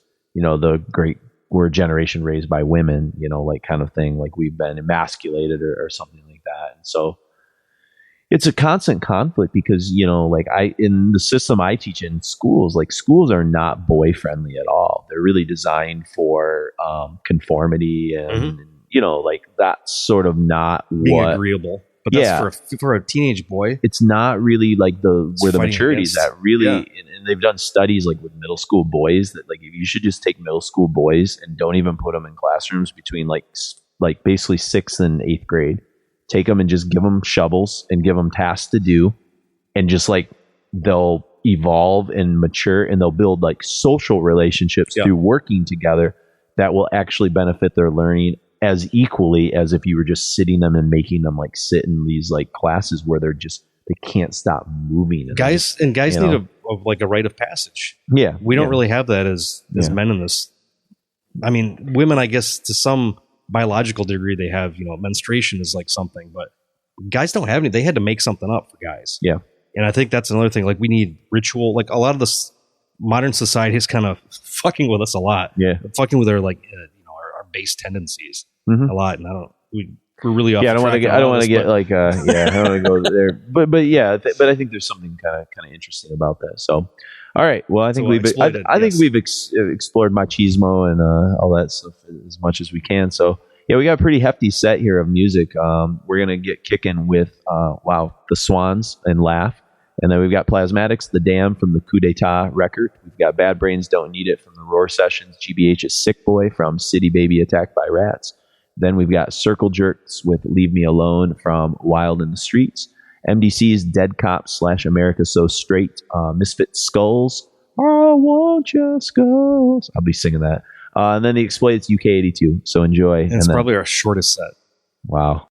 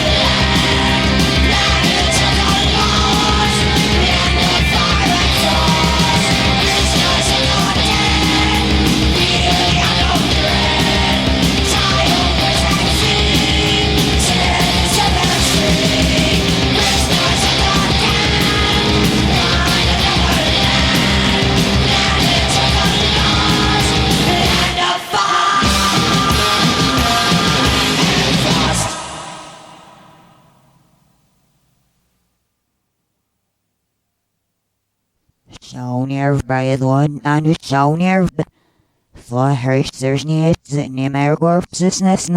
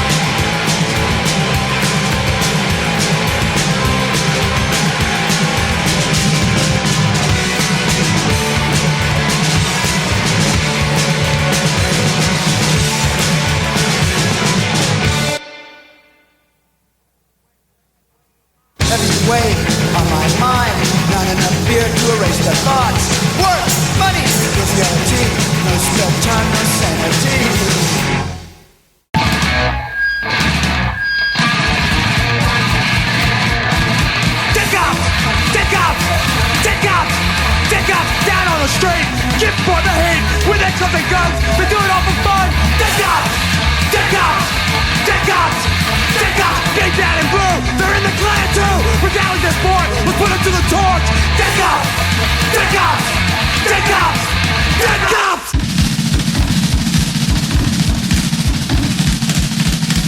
Rebel, rebel on the street, makeup on my face, stockings on my feet. All the straights asking me why I don't act like a normal American guy. What is this so straight and me so big? What is this so straight and me so big? What is this so straight and me so big? What is this so straight and me so big? Close the land of the free, safe the home of the brave. Here they call me a queen, just another human being. What is America so straight and me so big? What is America so straight and me so big? What is America so straight and me so big? What is America straight and me so big?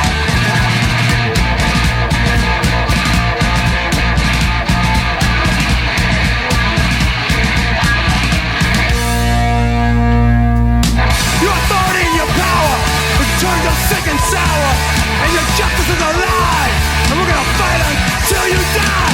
What is this so straight and me so bad? What is this so straight and me so bad? What is America so straight and me so bad? What is America so straight and me so bad? Take off! Take off! Take off! What you gonna do? The mafia in blue, hunting for queers, niggers and you. Take off! Take off! Take off! Take off! Time for a switch! Army of the rich, not your fucking slaves. We'll piss on your graves. Take off! Take off! Take off! Take off!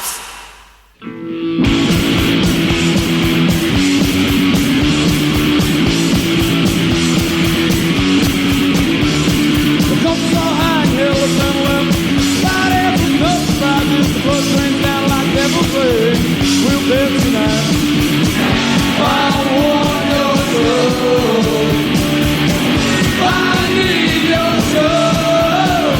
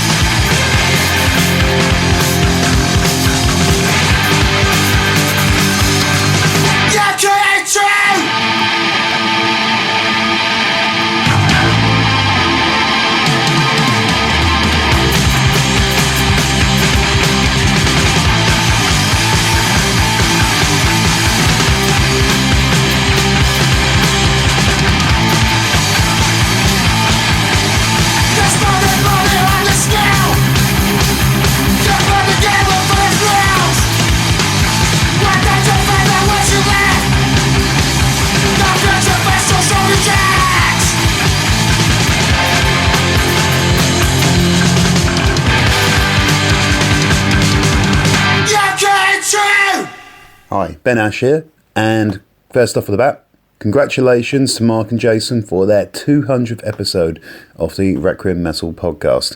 Well done, guys. It's been an emotional journey, and I think it's been great to be a part of it, in whatever small degree. Let's crack into how did I meet you guys in the first place? Well, I remember doing some research into John Christ for a video that I was going to be studying his technique, his background, and also his guitar setup for my Unsung Guitar Heroes section that I was doing for YouTube at the time, just to kind of push forward my teaching practice. And when looking for some archive resources and so forth, I came across Danzig episode he did back in the day. I think it must have been around about 2008, 2009. And I started listening to the episode, got really interested and subscribed. And one of the things I really picked up on the uniqueness of the Requiem Metal podcast was the balance between fandom and academia. And I'd say a lot of that is akin to, let's say, Jason being a teacher and Mark being an artist. So the actual blend of having the two perspectives, I think, gave a really, really good balanced argument to talking about whatever chosen artist or band. And was very, very appealing and also very, very innovative. And also had, and most importantly, a sense of authenticity.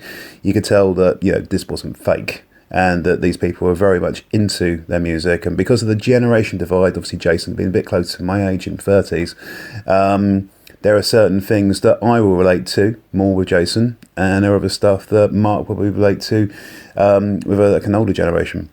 And I think having, once again, it's that meeting with the two, I think is really, really important, and that gives a lot of crossover appeal and makes for a really, really good listen. During, I think it's around 2010 when I started doing the videos, going to, let's say, 2012, listening to the show for a couple of years now, I got in contact with Mark online, just to share a bit of love for the actual site, and picking up a t-shirt of the Requiem Metal podcast as well. There's probably a picture online somewhere of me actually wearing that. And Mark put forward the idea for doing a selection of Immortal videos and so forth, because I was really, at the time, talked about, let's say, the technique of what Demonaz was doing in the early days, then going off to Abath, and finally going full circle back to Demonaz again. So I did those videos, and that was a good challenge.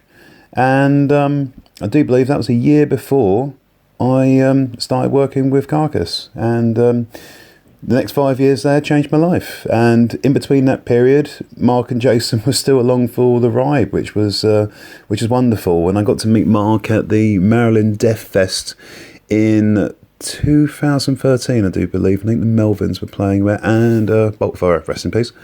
And that was really, really great to meet Mark for the first time. And on from there, Mark met Jeff and has done subsequent artwork and so forth for that band. And I think the content's been absolutely fantastic. And I still have a lot of the posters on my wall around in the house. And crack on, Mark. Really, really good stuff. And also linking to Mark's art is I did a contribution initially to the support of the Kickstarter project, which is the Merciful Fate book, Satan's Alive, but then got invited to be a part of the Celtic Frost book that followed, which I'm very honoured and humbled to be a part of. I don't think how I stand up quite to some of the other people in there at all, but I can't really change my story of how I picked up on Celtic Frost, but there we go. Still a great thing to be a part of, and I'm yet to have a look at the Judas Priest book, which I'm very keen to have a look on, but well done, Mark. It's onwards and upwards. And going on to the question at hand, which as I believe is 1982, and talking about proto-metal influential bands or songs and so forth. And the one I have picked is The Hum by Killing Joke from the 1982 release Revelations. And the reason I've cited this particular song is some of the key characteristics in the song, such as, let's say, the tribal drums, the discordant chords, and the very claustrophobic production. Really, really, I think, had an influence on two genres in particular. We're talking about, let's say, the second wave of black metal in the production, but in the instrumentation, as I said, with, let's say, the drums and the guitar, it was very, very proto-new metal. And that might seem as dirty words to some elitists out there and so forth, but you can't take away from history. It's there, live with it. And it definitely had like a pre-echo to things to come. And I think that's a really, really important record to listen to. I mean, Killing Joke were very much a chameleon band anyway. I mean, let's say if you go to the first album, which has the proto-industrial and even dub influences on there, then going to albums, let's say, like Brighter Than a Thousand Suns, which pretty much was full-on new romantic, and also some hints of, let's say, the newer Rush stuff, which is even more bizarre. And then going on to the later stuff where it kind of went full circle back into more the punk ethic. Yeah, they're a fantastic band to actually go on a musical ride with, because there's so much colour, there's so many different turns, and I'd love for you guys to do a podcast on that. And if you want me to chat about it, I'll talk to you till the cows come home. But in the meantime, the sign-off. What I'm doing right now is a Master of Arts at the new Brighton Music College Water Bear, which is founded by Little Angels guitarist Bruce John Dickinson and bass player, founder of Pitch Shifter, Mark Claydon. It's been a real challenge, and getting back into the academia thing, it's been a long time since I've been doing that, but I'm very, very much up for the challenge. And also, to conjoin with that, I'm going to be doing a solo project as well under the name of Glass Roses, which I'm putting little updates and so forth. You can follow me on Facebook simply at Ben Ash. And yeah, I'm just trying to get those little snippets of information as and when things are developing, but it's quite exciting, and look forward to sharing that all with you very, very soon. But once again, let's get back to talking regarding the podcast. I think I'm absolutely stoked and chuffed to bits that you guys are still doing it. Yeah, all choked up at the moment. But no, I think you've done an amazing job, guys, and keep it up. I miss you guys to bits. Love to catch up at some point. So, yeah, let's keep in touch. Let's touch base, mate, very soon. But in the meantime, guys, congratulations on your 200th episode. Keep rocking, stay inspired, be safe, never be afraid.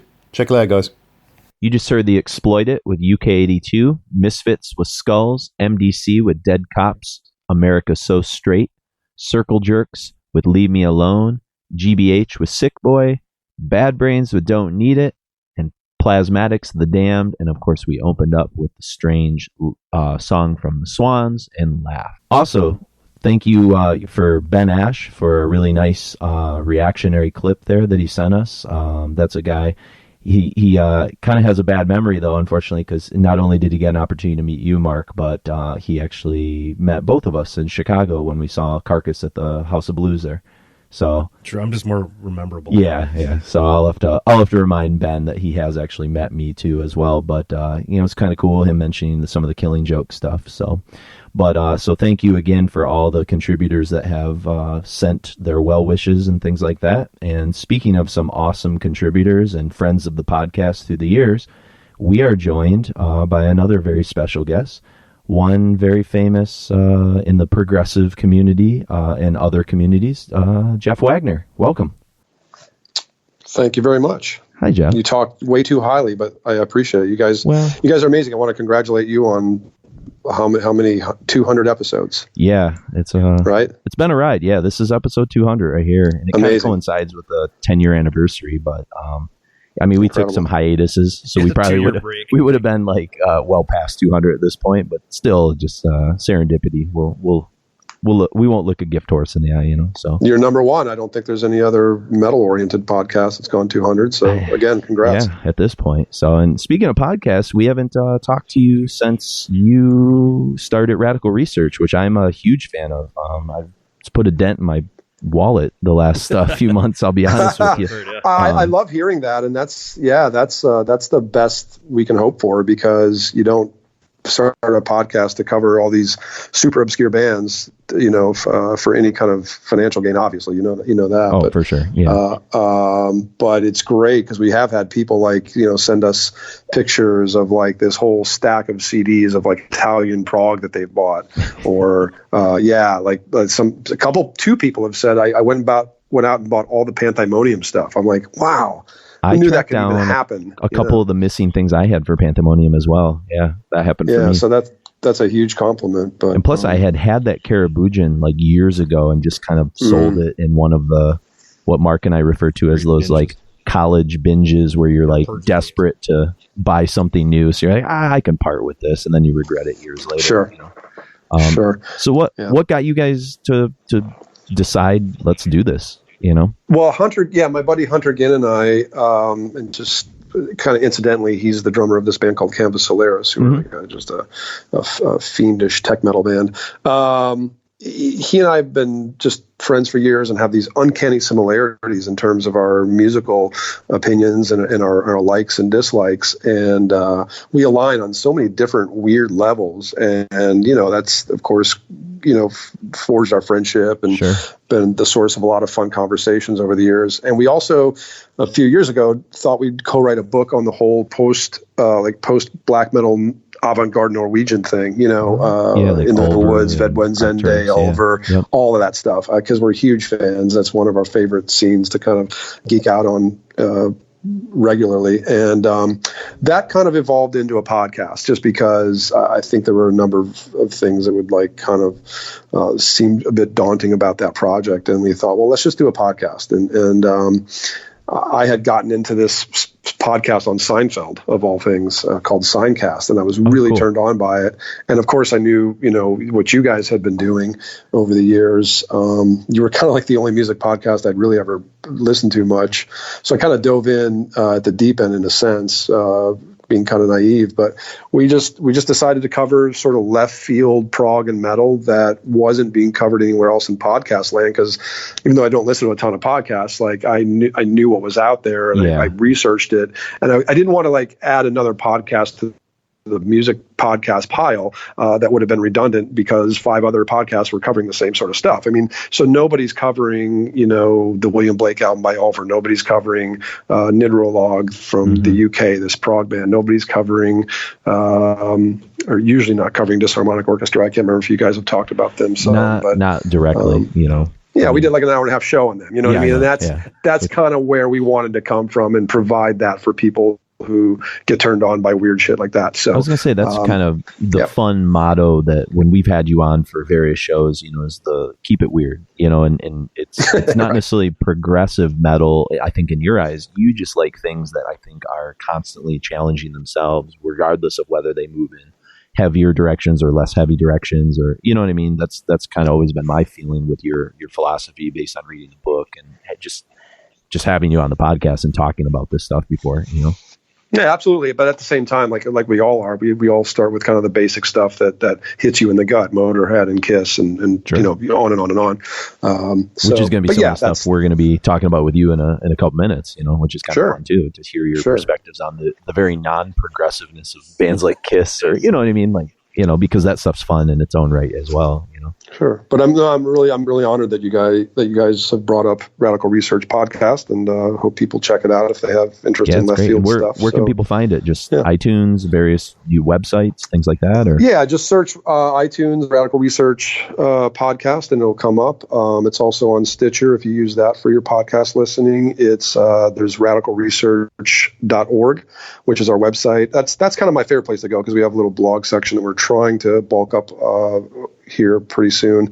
We put playlists there regularly, but all the episodes stream there as well. Oh, nice. With complete show notes and kind of a list of all the music cited throughout the show. So that's cool. Yeah, it's neat. We're kind of attempting to do some of those kind of same things with both the website and the kind of Patreon page to try and get the community to kind of run with it a little bit more. I don't want to have to facilitate all the conversations, but if they can kind of bond and find each other, the fans of what we're doing, then they can just almost, kind of take it into whatever direction it goes, definitely. And then it kind of is out of my hands in a cool way. So, But let's get into some of the music and stuff like that. And before we get into the set that you got to handpick, some of the stuff from the last set, I know that you're kind of known more for, obviously progressive metal, but you have wide-ranging tastes. Some of the bands we just played, Misfits or Plasmatics or Bad Brains, or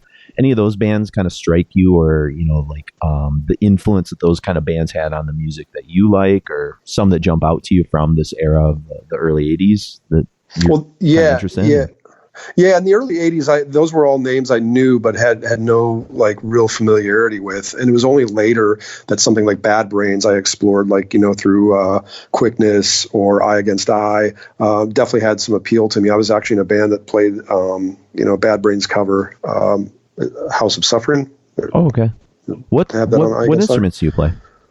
Bass. Bass? Oh, I was a half-ass bass player at one point too.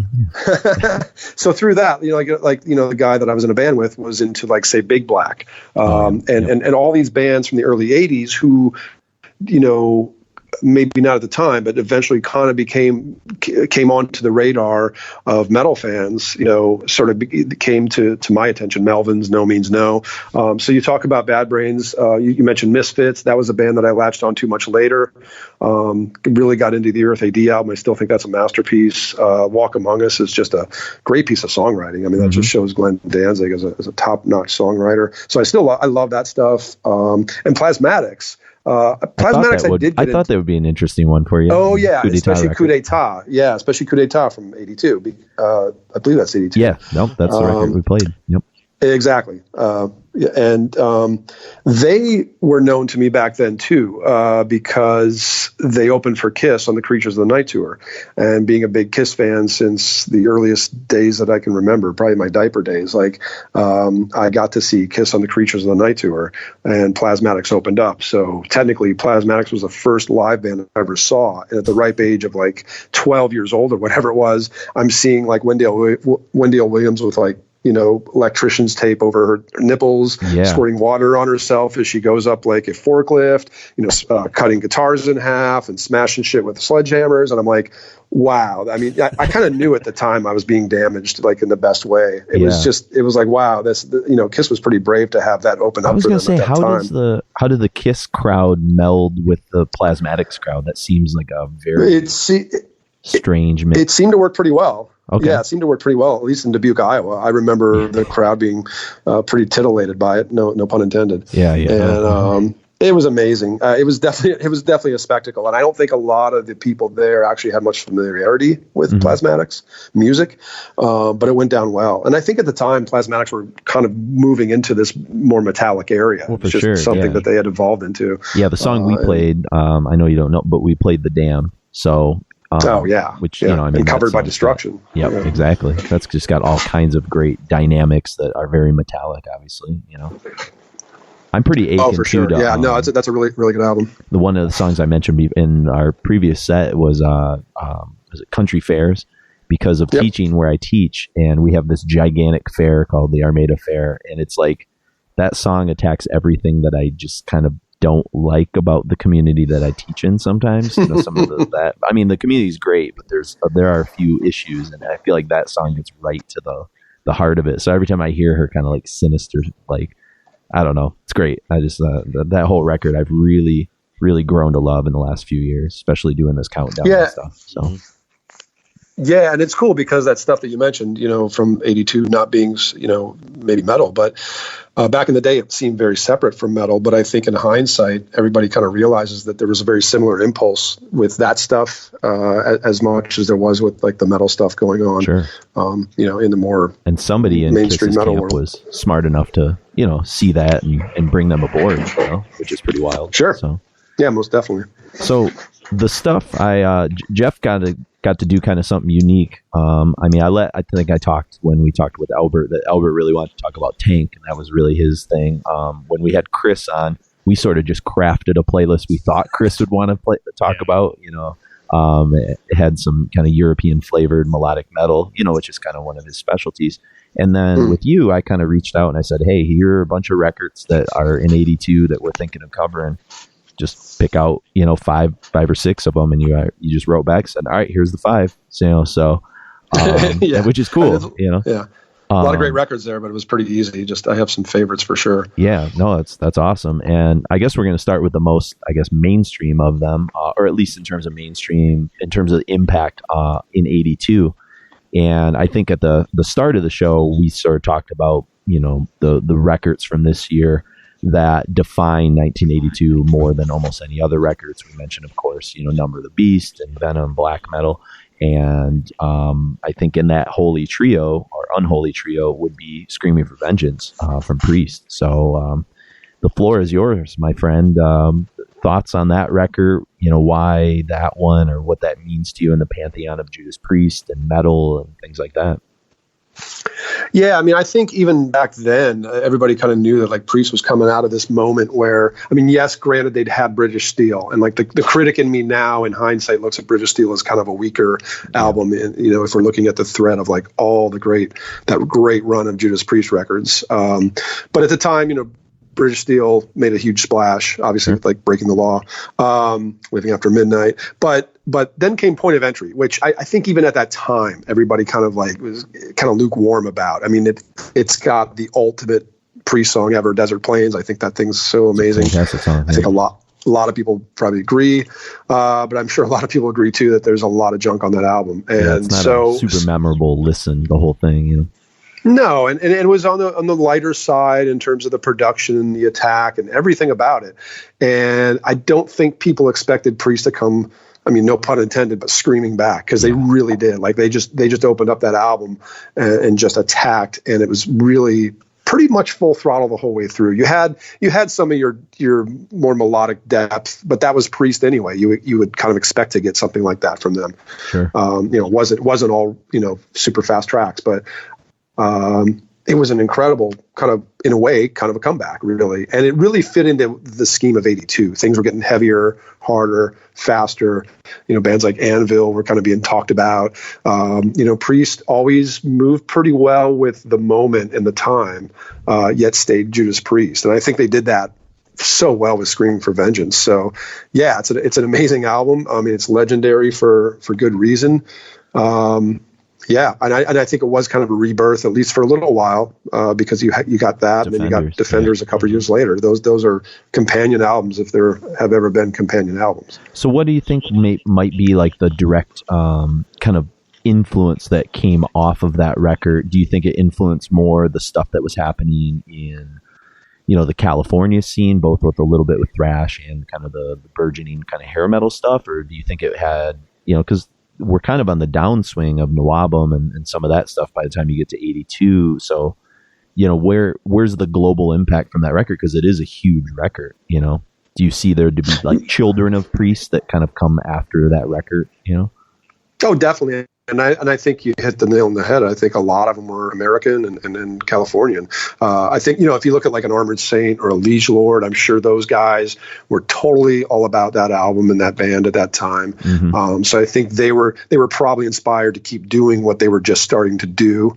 And Malice, all the traditional metal bands, I'm sure, were way tuned into that album and thought, hey, if they can kind of bulk up a little bit and get faster, well, we're going to keep doing our thing. And then certainly I think it it kind of was a kick in the ass of some of the bands that were playing faster at the time, and what became thrash, and a lot of those bands were Californian, as we know. Sure.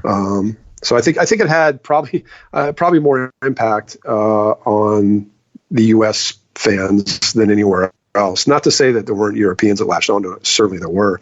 But they toured the U.S. a ton, and they played at the US Festival at that time, and they were all over MTV, which at the time was very much an American phenomenon. So sure, yeah. They were kind of, they were definitely sucking up to the U.S. market. I don't mean that in any kind of negative way or pejorative sense. But kind of what Led Zeppelin did. Led Zeppelin really put their efforts more into the U.S., whereas a Deep Purple kind of did more the Europe, England thing, and you can kind of see that just based on kind of what you hear in classic rock radio today, You sure, hear, and it worked. Yeah. 3 songs from Deep Purple, but you hear 30 Led Zeppelin songs, Yeah, and it worked for them. They were playing big arenas, or at least huge sheds, and it worked for Priest. And so I think they were very much on the American radar, therefore influenced a lot of what came out of American metal at that time. And if you think about the 80s, America was kind of took the lead that Britain sort of had laid down in the 70s and just ran with it.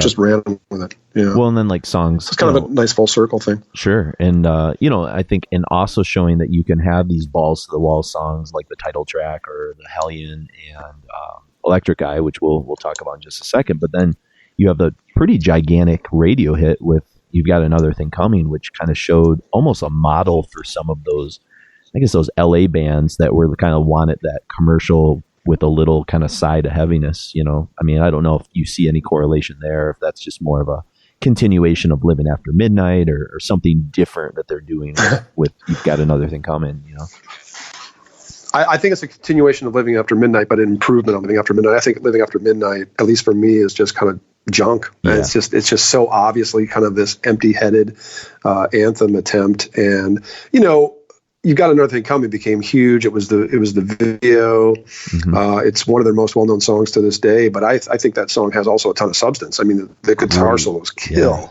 Yeah. Great melodies in the pre-chorus. I mean, just everything that's like. There's just so many dynamics in that song. It kind of sneaks up. Well, that's just it. Exactly. We talk about Priest. We talk about dynamics. Energy, virtuosity, heaviness, but also this kind of accessibility that a lot of people can dig from maybe outside the hardcore metal circles. And that was Priest in a nutshell. And I think that song really defined it and showed that you can, have a metal radio hit and still keep your integrity. Sure. I don't think that song way outclasses some of their more commercial attempts. I think. And that's a song every time I hear on the radio, I never think to turn it off. It's like one of those kind of songs. And It's funny, I was doing some research, and Ian Hill was commenting on the recording of that song, and he basically said it was a throwaway song at the very, very end. They didn't even kind of think about it. It was just more of a reactive song, and he said that was pretty strange for them because they were pretty well organized and they needed almost like one more song, and boom, almost like Smoke on the Water. What's funny? What's funny about that? I think that what the last nature of that song, you can even see it on the sticker that comes with the original album. I have the original vinyl, and I found inside of it a couple years ago, that as a kid I had tucked in that little sticker that comes with it's touting the singles. Yeah. And the singles that were touted on this sticker. So this was obviously made before they had decided on the video or whatever song to push. It was like Bloodstone and Devil's Child and Riding on the Wind, I think. I'm like, what? This is not what actually happened with this album. Yeah. These are not the songs that people tend to remember. I was going to say it's or the ones that were even pushed. And You've Got Another Thing Coming, Yeah, so that was kind of interesting. But anyway, that's funny. It's kind of the Paranoid situation. Right? Sure. Yeah. No. Why those two songs? I mean, you kind of joked in the email. You're like, it's kind of obvious I'm picking these, but they fucking rule. There's just no way around it. Yeah, exactly. I mean, there's a temptation to want to pick deep tracks on all these because, well, for one, I don't really believe in deep tracks. I think tracks are tracks, songs are songs, and albums are albums. And they all contribute. They all should contribute. But I had to go with the obvious, epic, classic opening sequence here because it's just that good. And sometimes you just can't ignore those things. And I mean, it's even kind of pervaded pop culture too. You hear it in commercials and things like that too. The fact that they're using the Hellion now, is just kind of odd. Now, Mark, I don't know, maybe. Go ahead, Jeff. No, I was just going to say what a majestic intro to one of their best songs, Electric Eye. So it sets you up for exactly what to expect. It's just it's a declaration for the entire record. Yep. It's amazing. Yeah, and you don't hear. I mean, you have those moments in some records like that. It's sad, but my brain goes to Tooth and Nail from Dokken. Kind of has a minute and a half guitar solo, and then Tooth and Nail. Totally hear that. It's their, and they were kind of a copycat of Priest in all the good ways, and some Scorpions and Priest and stuff like that. But that big announcement of they're kicking down the doors, they're breaking through the walls, and this is the big epic announcement. I mean, that's really cool. When it works, and I think it works on Tooth and Nail just as well as it works on Screaming for Vengeance. Really. And I don't know if I remember hearing that as much before '82, but it almost becomes a cliche to have the intro or something. I don't know. Yeah, I haven't really thought of it that way. I think you're right. That album opener sort of thing. Yeah. It wasn't some type of spoken word or orchestrated track. Something was actually I mean, I can't think of Sabbath doing it, or Purple, or bigger kind of metallic-y bands like that, Scorpions even. True, they just launched right in. Yeah, and that's funny because that's a cue that Metallica took and made absolutely famous. And absolutely all the bands were doing that with the opening acoustic thing or whatever it was. Yeah. So, probably came from Priest. Yeah, maybe from Priest. And speaking of kind of other revolutionary things with that record, and Mark, I'm sure you have some comments on this, but the album cover, that and Defenders, that style, like there's something we've talked often about. The album cover, maybe to like black metal or something like from Venom, when you just one of those covers you kind of stared at. Like I remember being a kid because I was only 4 when 82 came out. So I remember like walking through various like record stores or Kmart even or something like that. And just flipping through vinyl just to look at covers. And I would just stare at that eagle and just be like, I don't even, it like really, made me feel weird. Like it was dangerous. I don't know what style it's almost like this, well, I think it was partially airbrushed. It seemed like it was like this Art Nouveau influence on it as well, which is kind of bizarre for heavy metal. And then the color scheme, as far as up until Turbo, was just like it was super eye-catching, but also like doesn't seem like extreme. Yeah, the like yellow. It was so yellow, right? These fingernails and stuff too. Yeah. And that's kind of stuff you and Hunter, I feel like, have talked a lot about. Sometimes is like. Just I think the Afflicted show I was just thinking about is just the weird photography on the back, and just when metal kind of works against cliches, it almost kind of disharmonic orchestras, covers, and things like that. It almost has that kind of strange feel to it, I think it's cool too because it can kind of, to me, it can sort of in a way kind of underscore the actual heaviness. When you've got like a yellow cover, you're not expecting Electric Eye. I mean, of course, you had the Screaming Eagle or whatever that is on the cover. You're expecting something kind of intense, but I think it kind of throws you off. I think it throws a little curveball. It's a little left field. I don't know. I just think it kind of deepens the experience to not get exactly what you might expect, because that can get really boring really fast, right? Sure. Yeah. And I think they picked the right guy. I think that guy's name was Doug Johnson. I remember looking at his stuff a few years ago. I just got curious about those covers because I'd never really known what else that guy did. And if you look at his stuff, it's out there. If you just do a quick Google search, he really did have that on his own style, and you can see it in his other artwork. So very, very cool choice. For sure. And I think again, an iconic record of that year. One of the big three. So when you see that across the store, 50 feet away, you can tell what record that is. Yeah, a big ass poster hanging on the wall. Even though the logo is real small, kind of on the cover, it's like that's Priest. Absolutely. And kind of a band that I think took cues probably initially in their run from Judas Priest, in a band that's near and dear to you, and you actually recorded a little something for us when we did the Crystal Logic show, is Manilla Road, with the album that precedes Crystal Logic, right? There's no in between. It goes metal, then Crystal Logic, correct? Yeah. Yes. Okay. Yep. Yeah. There was that whole recording like right around the time of metal. It's called Dreams of Eschaton, and it came out later as Mark of the Beast. That was kind of all in that time frame, but they kind of shelved it and wanted to go more metal. So then we got metal. Yeah. And being a Midwestern guy from the heart of America, like you, I mean, you've always, I think the very first time I ever heard of Manilla Road was through Mark, and Mark's like, when I was at Relapse, I worked with this guy, and Jeff Wagner, I think at the time you were with Maniacs. He's like, he always talked about Manilla Road, and you couldn't find those records back in like the late 90s. At least I never ran into them. So you've always kind of been my name association with Manilla Road. So I was happy that you picked it, because I was like, he's the perfect guy to talk about this record. So what's going on with metal compared to, their debut, and then maybe kind of where they're heading? Yeah, well, I mean, metal, if you, again, with hindsight, at the time, I did not pick up on metal. It was a little bit later with the Deluge, I guess, 86, 87, that I got into them. But they were always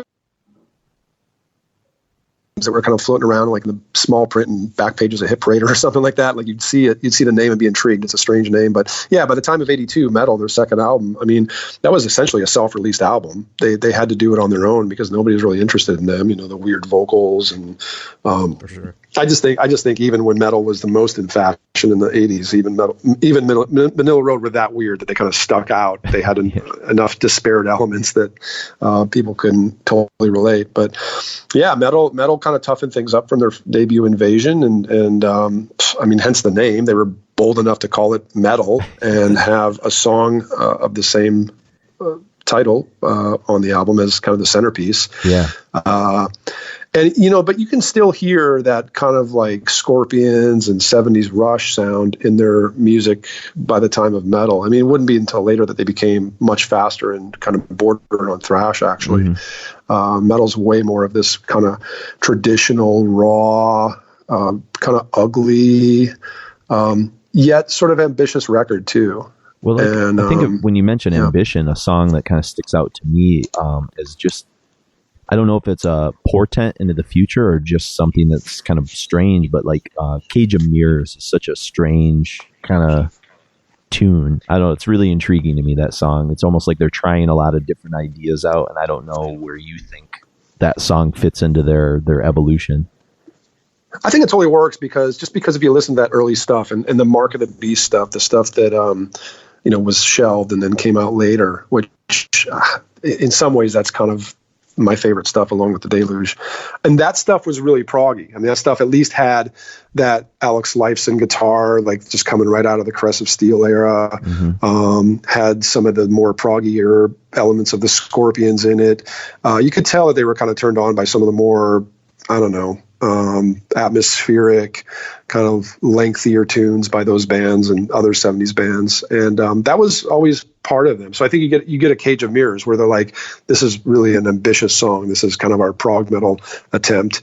And I think Cage of Mirrors is every bit as good as the title track on Metal. Yeah. I figured you would have it narrowed down to one of those two. So what made you go? It's definitely not Cat and Mouse. Yeah, no, Cat and Mouse, not so good. I think of the edition of Metal I have has an interview with Mark Shelton, and I believe he kind of even says what songs from Metal should go on a greatest hits. He picks out, I think he says Cage of Mirrors and the title track, so he's kind of, he knows thyself, as they say, but actually, you know what, I was wrong. Cat and Mouse is on Invasion. So is it? Okay. I knew I that can either completely stand corrected or you can edit me out. No, you're fine. Yeah, we'll let you correct yourself. I think I have it as a collection. I have the double disc that's Invasion and Metal on the same one. So that's why I just kind of look at that back page. I don't know. I can't tell the two apart unless I'm listening to them. I'll say Out of Control with Rock and Roll was the dud on Metal. How about that? Okay, there you go. I don't even know that one that well, so that's how much. Well, they always. I think even Crystal Logic had Feeling Free Again, which was another kind of silly little rocker. They always had these tunes that like stuck out and kind of felt like they shouldn't be on the record because they were always going heavier and heavier. And then they had this kind of dopey kind of rock song. And then I think it must have been Open the Gates. It was the first one that we were like, okay, we are 100% epic metal. We are. Yeah. And the Deluge is kind of like that as well, Oh, totally. Yeah, totally. So, I mean, where do you genreify these guys? You said epic metal. They're kind of a hard band to kind of pinpoint. I mean, progressive, but at the same time, doing. I mean, if we're splitting hairs, let's go with progressive epic metal. I mean, epic metal wasn't a term you heard much back then, but it became, once you had bands like Slough Fig and Hammers of Misfortune and stuff, they'd look back at Omen or look back at Manilla Road and go, that's epic metal. That's what, that's all about. So that works. How much do you think geography played a role in kind of how left of center a band like Manilla Road is? Do you think being from Wichita, kind of not attached to any particular scene, kind of played a role at all, or?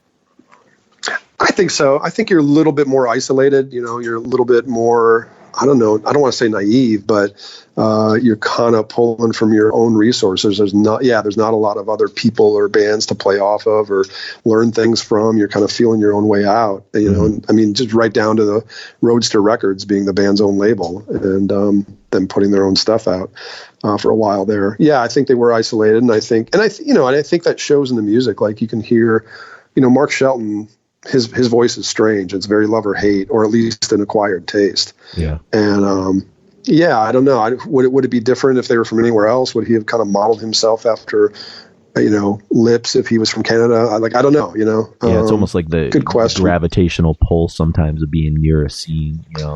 Definitely. Too, if it was in such a, I don't know what the scene was like in Wichita, but like if they were the only game in town. Yeah, that could attribute to longevity as well. Like, well, this is the guy that's the heavy metal guy, so course, we're going to Right. call him on. There wasn't a whole lot of competition to tell him that his voice was off. Yeah, that's true. Right. Because if he would have done like in a very dense scene, I don't think it would have worked. And I think you can just listen to the music too. You can tell that they really like absorbed, 70s rock, like deeply, really, without a whole lot of interference through anybody else or through other scenes. Is like that was kind of their little microcosm. At least that's how I like to think of it in my mind. No, that's a really good point, Mark. And I mean, like, if you look at Invasion, their first album, that's a 70s album that came out in 79, really.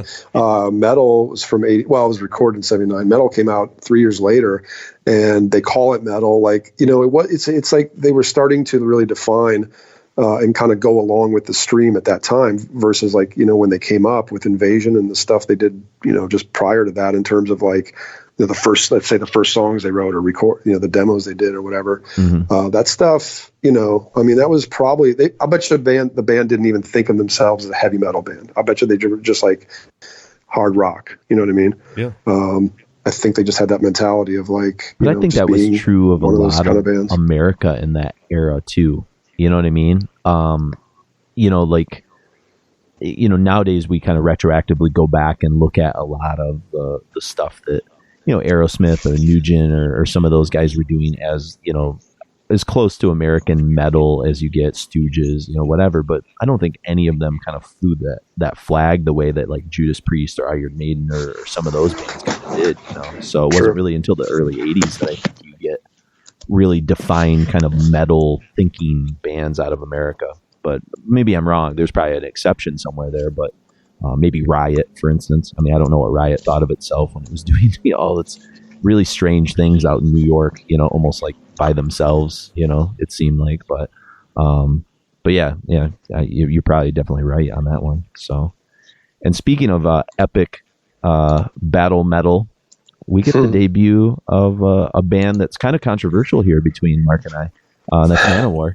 That's controversial. Yeah. I'll let you guys find it out. I'll just listen. And just that. In putting this countdown together and doing all that, I kind of had to go and listen to a lot of music I hadn't really I don't know. Maybe I had my own preconceived notions of, and Manowar is definitely a band I've had a lot of preconceived notions of.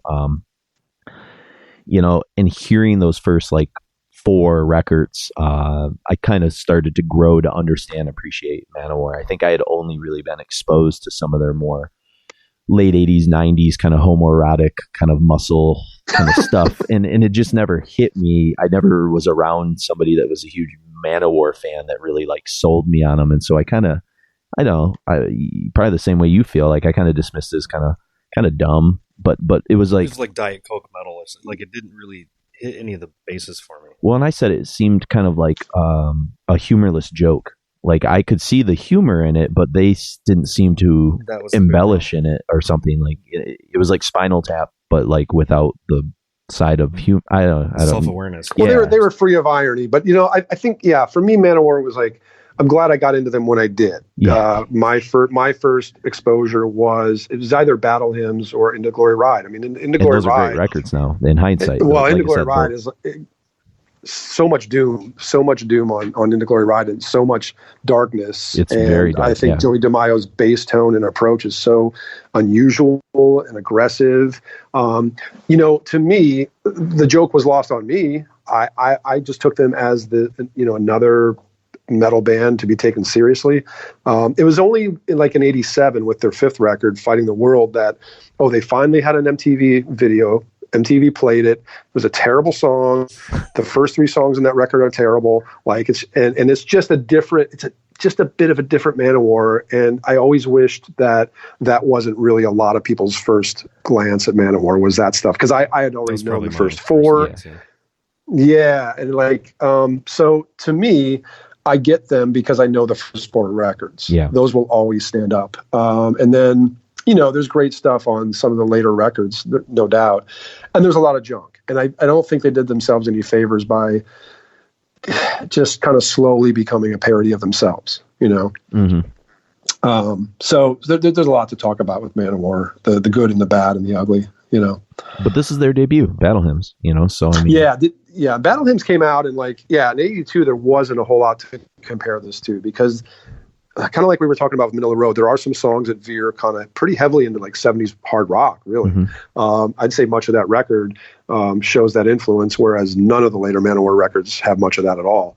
But then you get something like the title track, Battle Hymn, this big epic thing, this kind of war metal song before there was war metal, just really kind of visual and atmospheric and powerful, and just tons of different, a lot of different parts, some brutal moments mixed with some really melodic moments. I mean, that song is incredible. And then you got Dark Avenger, which is, man, it's a well-titled song. I think Dark Avenger is just this kind of hulking, kind of I don't know. I mean, it's kind of like and I'm not saying this in kind of the parody way their album covers in the future will look, but it kind of feels like an authentic, like Conan the Barbarian kind of thing, where rape and pillage and like lamentations. What's the great quote? It was at your wedding, Mark, was it? Jeez, I'm not gonna remember. I'm trying to remember. Yeah, just the famous. How the hell quote did we get from Dark Avenger to Mark's wedding? Yeah, well, he actually had somebody quote from the Conan the Barbarian movie during the ceremony. It's pretty cool. Yeah, so, but it kind of has that sort of dark feel to it, but it's authentically there's a threatening quality to it, whereas like the stuff I feel like it's I've heard. Like Robert E. Howard, it seems like an actual thing that might have been. Yeah, like out of literature. And then you got, was it Orson Welles that did a piece for that? Yeah, I was going to ask you if you know about where the Orson Welles kind of thing fit in. Pay the rent, I think. Yeah, I'm not sure how they got him. I think I've read the story and I forget. So maybe it just wasn't that remarkable. It was just a matter of like they were being managed by Bill Aucoin early on, the guy that managed Kiss. So he had some connections, and I think that's maybe kind of how they got a hold of him. But they just wanted a guy with a booming, narrative voice. They used him for Dark Avenger and on the song Defender like a year later. Yeah, and I was struggling to find words for Dark Avenger and hit a wall because I'm like, well, I don't want to kind of call it by all the terms that everybody might call something like this, because it's now known as kind of a cheesy thing. Like, you guys are talking about the Conan thing and the Robert E. Howard. Like that's really a lot more apt. I mean, I think that it fits right into that whole scheme of things. These kind of dark, barbaric fantasy novels and all that. Yeah, and like I said, I didn't mean it in the way like I said. It's hard to say when you say like Conan the Barbarian and Manowar. People probably instantly imagine like those. Triumph of Steel. Is that the name of the record? Triumph of Steel or whatever. The just muscle bound kind of dudes, like kind of comic booky kind of stuff. And not that there's anything wrong with that. Mark and I are both huge fans of comic books, but to me, it's like the more authentic, like going back to the source material, like what you were talking about. It's before the It's before the stereotype and before the caricature of all that, whether it's Manowar music or just kind of this, fantasy thing in general. I think that they were right there with it, and they were delivering something kind of interesting back in the day. I stand by those first 4 albums, and Battle Hymn from '82 is the very first of that, and deserves a lot of respect. Well, and I think you mentioned, and I'm curious what your thoughts are. Joey DeMeo, he's to me is like kind of the secret weapon. His approach to bass kind of seems like this bizarre, if this makes any sense, almost like a bizarre compilation of like the approach Rush took with bass mixed with Lemmy. I don't even know, almost like a barbaric progressive style or something. You're absolutely right on. You're absolutely right on, because he's attacking, yet he's melodic. And he knows his way around the neck. He's a bit of a virtuoso in his approach. I think Lemmy and Geddy Lee is like dead on. I would add Chris Squire to that, because I hear some of the stuff that Chris Squire did with Yes, and he's a pretty attacking bass player. He plays a Rickenbacker like Joey DeMaio does. Mm-hmm. So there's a similar tone there. But I was listening to some Yes like a few years ago, and I think it was the Relayer album, where there's just a lot of just really present upfront bass playing, very attacking, very active on the neck. And I thought, oh my God, that's where Joey DeMaio got it right there. Yeah. So, go ahead. Yeah. No, that's it. Their origins are so strange, because one of the things, as I was kind of like putting things together, when we did the 1977 show, I played a song from the Dictators. And of course, I was kind of looking through all the stuff on the Dictators. I was like, what the fuck? Like, dudes from Manowar came from like, where do you think a band like Manowar with the approach, because some of those guys were famous, kind of, well, not famous, but they were coming from other bands. Like, how did that get started, according, from what you know? I believe Joey DeMaio met either the singer Eric Adams or Ross the Boss, the guy from Dictators, at a Black Sabbath show. Because if I'm not mistaken, Joey DeMaio was doing some kind of was he a roadie work for Black Sabbath in the Dio era. In the Dio era. Okay. So I'm sure, I don't think he's ever said it because I don't think he's that humble, but I think Joey DeMaio must have been inspired by what Dio era Sabbath was doing. And kind of modeled Manowar as like the next step beyond that. And I think if you listen to those records and you listen to early Manowar, you can hear those correlations. But yeah, then he met Ross the Boss. Who knows how Ross the Boss made the jump from Dictators to a band like Manowar? But look, I bet you Joey DeMaio was quite the salesman back then in terms of his pitch. Like, this is the concept. This is what we're doing. It's going to be unlike anything else. It's going to be the loudest band in the world. It's going to be the fastest. The imagery. He was all about that. Did they have the imagery right away? Like the shirtlessness and some of that. Okay, I didn't know if they showed up on their later first. records. Yeah, no, their first album, Battle Hymn, here, the one we're talking about, was accompanied by, there's no pictures in the actual album, but like at the time, like the press photo was, they had this kind of like stuffed hawk on somebody's shoulder or arm, like a falcon or something, like a falconry thing. Yeah. They had swords, they had the fur, they had the leather. So right from the outset, they were, because they had that stuff, I guess, on Into Glory Ride. I remember seeing it in the CD, some of those photos and stuff. Yep. Yeah, for sure. So a lot of balls. Yeah, a lot of balls. That's all I remember hearing about Manowar when I was a kid. Is like, they're the loudest band in the world and stuff, like, which is cool. I guess even like several years later, but like Bloodfire Death by Bathory, they basically did the same type of thing. Yeah, just more obscured in the photography. Yeah, that's true. Absolutely. Somehow I didn't have a problem with that. Yeah, I mean, it's strange because I appreciate what Manowar are now a lot more than when I was younger. And like I said, I've gone back and really I bought those first 4 or 5 records, and I like them a lot. Pretty much everything up to Hail to England, I feel like I'm kind of into quite a bit. Or maybe there's one after it, I can't remember, that I kind of also dig. But it's a band that this doesn't happen that much for Mark and I. It's like a band we've known about forever, and both he and I kind of like just avoided them. And usually it's one of us dips their foot in the pool, and we just neither. It's just that weird thing. Like, if they were Swedish, I wouldn't have no problem with it for some reason. But they're like these guys from New York, and I just think that they all the sound New York like accent. Like, how is this a barbarian? Like, nothing makes sense about them at all to me. Yeah, but I'm sure if I actually sat down and listened more of it, I'd probably you appreciate get into it. Yeah, I've just got deep for sure problems. So my goal, Jeff, over the next year is I'm going to turn Mark into a minor Manowar fan of the first 4 records. So I'll tell you what, it happened with Marty Ritkanen, who was equally as resistant immediately, if you know Marty. Yeah, is he from Michigan, right? Marty? He is. He lives up Traverse City area, kind of. Yeah, exactly. And he did Worm Gear fanzine, wrote for Maniacs. He's a great guy. And very, he was very resistant. And then like myself and our mutual friend Craig Zoller turned him onto Manowar. And I think when you get it, you get it. And I don't think and I think it's like anything. I mean, I've had plenty of bands where I didn't get it then, but I get it now. Who's your Manowar? Or bands who's my Manowar? Your band that you just avoid it forever, and everybody always talked about them, but you're just like, I'm not interested. And then one day, just kind of. Or the greatest Jeff Wagnerism is that I don't know how to like this. we use that one quite a bit. Actually. I think I paraphrased that from Don Anderson, but it's such a great way to like express like, I'm just not ready for it because I don't know how to like it yet. But Motorhead was like that for me, like because growing up, I made the jump from like the heavy 70s FM rock and some of the early heavy metal to the thrash, and somehow Motorhead got lost within all that, and I didn't get it. It was only like in 91 that I got Motorhead, which at that time I'd been listening to metal for 7, 8, 9 years. So that's at least my first one. I've had plenty, We have a friend that's kind of resistant to Slayer. Still, Mark, our other Mark, who owns a record label and different things like that, and he likes Metallica. He likes metalcore. It's like he likes everything. Does he like other great music?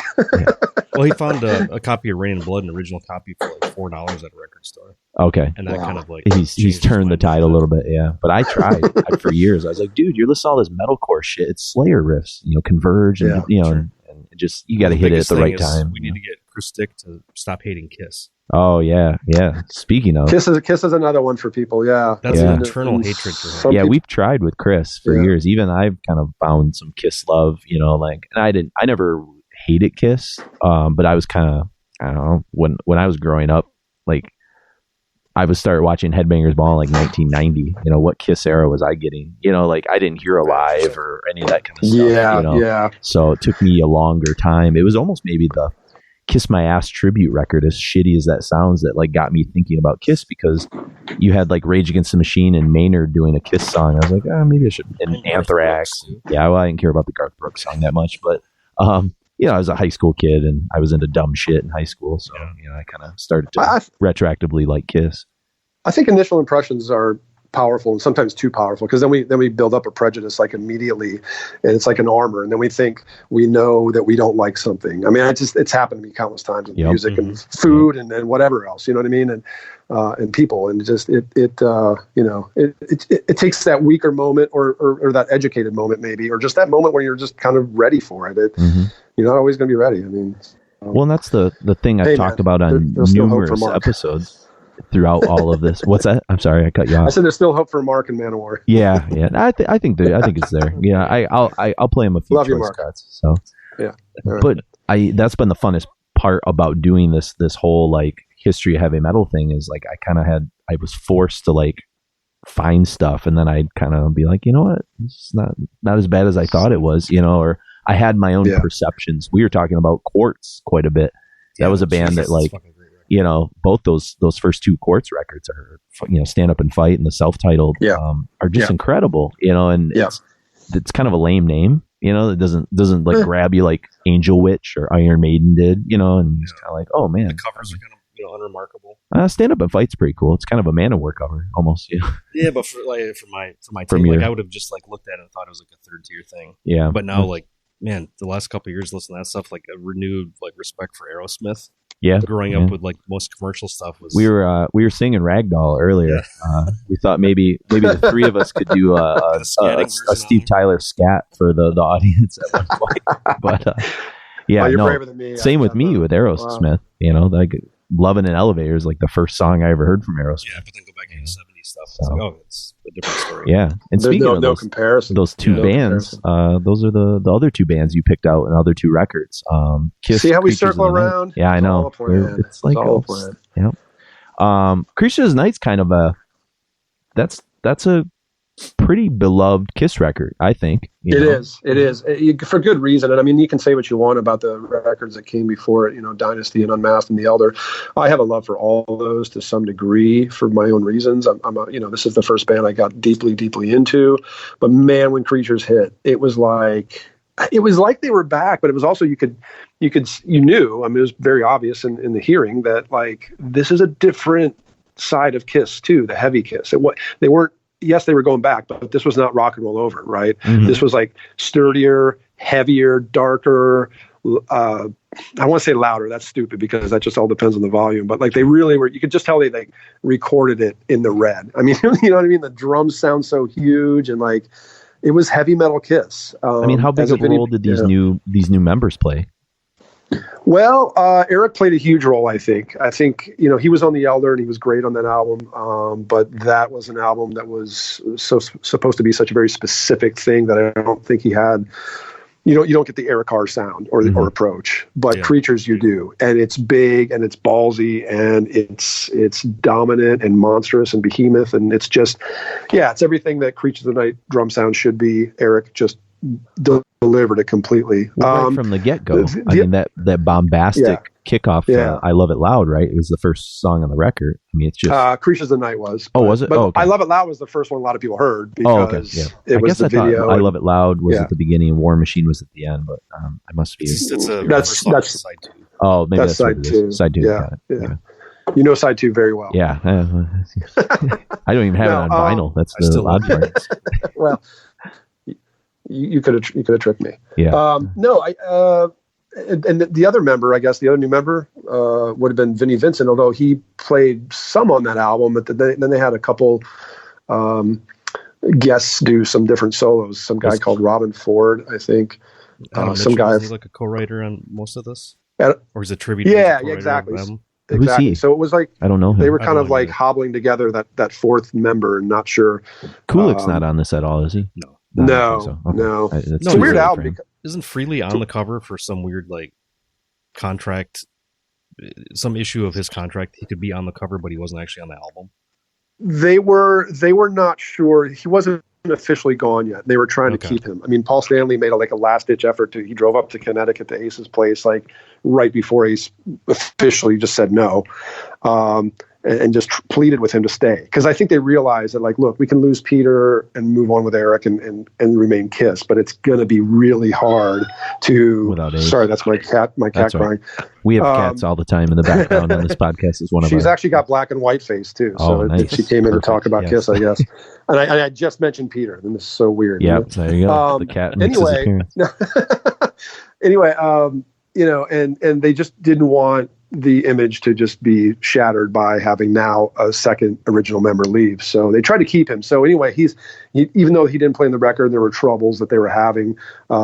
They kept him on the record in hopes that he would, come around, and he didn't. So what's the main fallout there? I mean, I know I've heard so many stories, but you being kind of a Kiss expert, is there one particular thing or just a series of unfortunate events kind of culminating there? Yeah, they all tell it different ways, but I think if you asked Ace, and I think that would be the most important person to ask, like he'd say I was just too far gone on drugs, and I just didn't, and the power structure had changed. For a long time it had been like Gene and Paul on one side, and then Peter and Ace on the other. They all kind of had equal voting.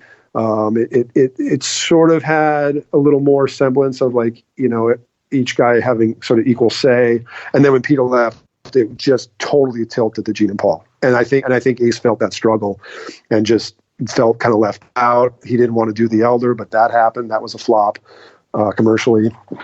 And so he was just kind of checking out, and he disappeared even further into drugs and alcohol. And there you go. No more Ace Frehley. Yeah. And then he'll come back. What?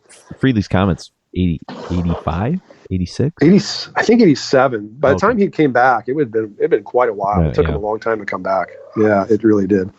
But that's the story there.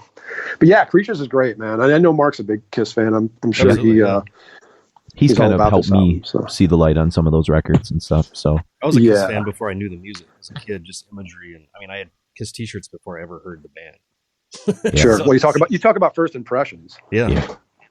Is this their last? Is this the last makeup record? Yeah. Okay. I mean, that's a pretty significant moment for their evolution too. So. Oh, definitely. And I think the next album, Lick It Up, was title track notwithstanding. It's not as good of a record, but it's very much a continuation of the Creatures sound. Yeah. Mm-hmm. And I like that album quite a bit. When did they kind of really, in your mind, kind of get dragged into kind of the 80s hair metal stuff? Because that's kind of how I associated them. I think, actually, I'll be honest, I've told this story before, so forgive me. The first Kiss song I remember is Let's Put the X Back in Sex. That was right in my era of watching. I was in elementary school watching hair metal videos after school. I mean, it was just like, oh, there's Kiss. They kind of look like an old Motley Crue. Like I could tell they were like older. It was like the Scorpions videos. That guy's got a receding hairline. He's not as cool looking as Ricky Rocket, or something. But I have a lot of thoughts on that whole thing, and I'll spare you That's all right. No, go ahead. We have limited time, but they gradually went there because you can hear traces of Creatures and Animalize, which was the sort of second album after Creatures, and then you can hear a few less traces of Creatures in Asylum, the next one.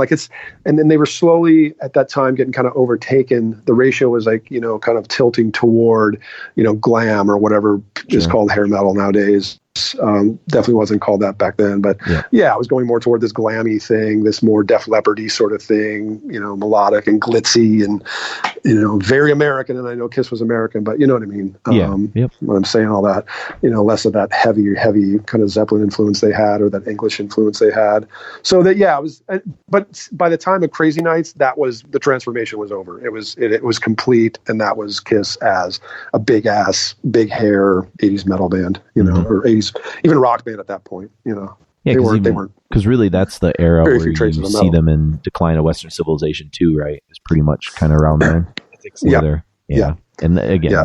they're just guilt by, call it guilt by association or whatever, but they're in this video with all these other acts that are clearly associated with that scene at that Well, point. by the time you see like Hot in the Shade cover, I remember seeing so many people with that T-shirt. I just hated it's like the Sphinx with That glasses on. image It's is like terrible. kind of sums up everything that I hate about it. But then Revenge in '92, they kind of, I think, backpedaled into a little bit more. They're like wearing black leather again. Mhm.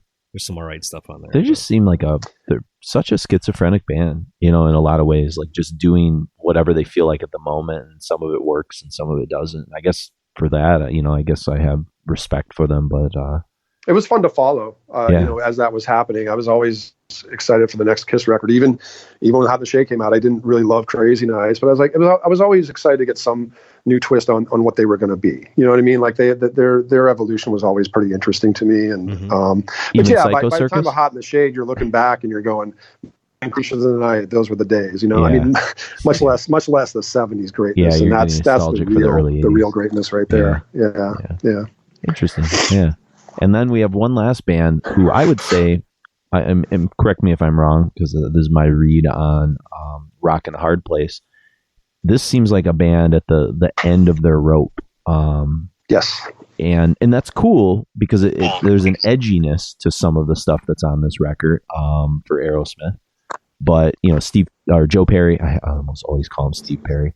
But Joe Perry's out of the band, and so is Whitford as well. We've got Crespo and Dufay are the two guitar players on this record, correct? Yep.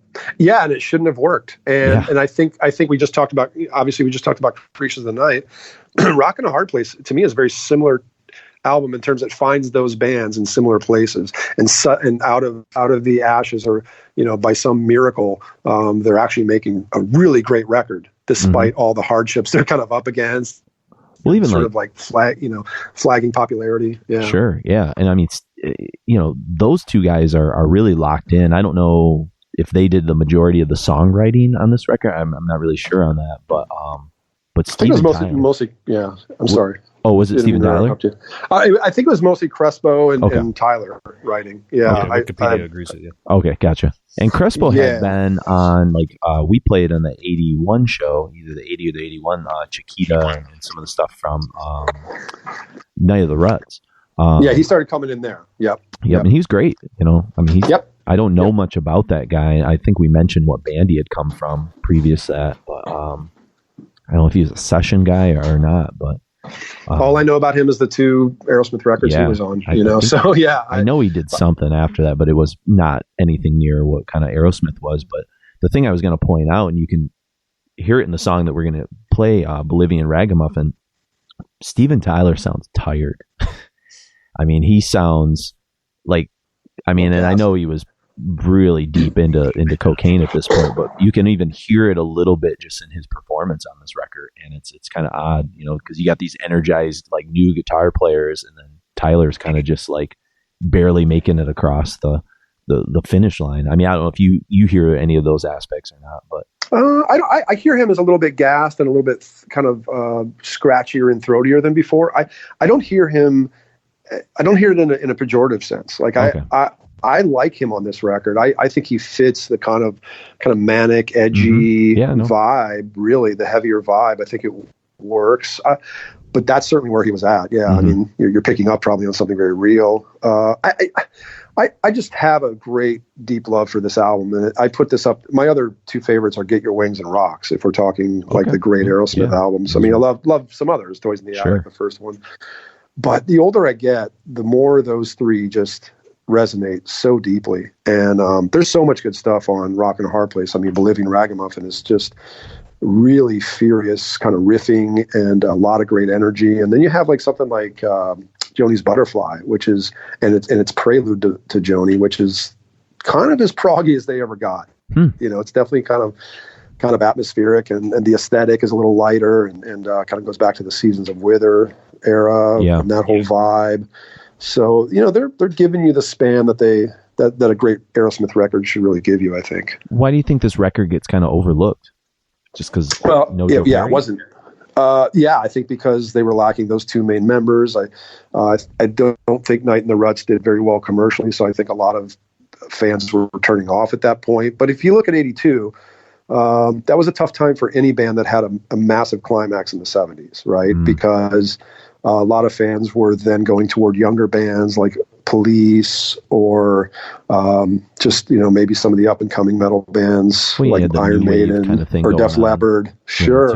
Duran Duran and some of those more kind of, image-based bands and stuff like that. Yeah, so I think Aerosmith, along with other bands of that ilk, were kind of looked at as this kind of older thing and this kind of has-been thing. And, if they did have a record that didn't perform very well commercially, which Aerosmith did, and Kiss experienced that as well, then it's kind of hard to climb back. And I think that's why people didn't give Rock and a Hard Place the second look it really kind of deserves.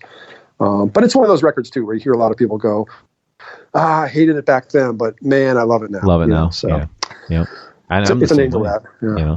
I mean, it's been fun. The Aerosmith journey, I think kind of I've helped Mark kind of find that a little bit too, because they're a band that if you only grew up with Aerosmith from the late 80s on, your perception of them it's just different. You might hear a Sweet Emotion or Dream On and be like, oh, those are kind of cool old songs, but you don't maybe spend time with those full records and get into the deeper cuts. See stuff for sure. They really did from their own. So just like what I hear on the radio is like, like I guess they're kind of cooler because they're Run DMC now, but I never delved into the deeper. And that's the comeback. That's the interesting part. I teach that in the rock history class. That song and collaboration that kind of like brought them sort of back together to do Permanent Vacation and stuff. From almost everything. Yeah, that's true. It's crazy. But they kind of seem like, I don't know. I wasn't around in that era, so maybe Jeff, you could speak to this. Did it seem like, when Walk This Way and some of that stuff kind of came out in context, that people were kind of like, whoa, these guys are still around, or were they kind of around a little more than what my perception would be?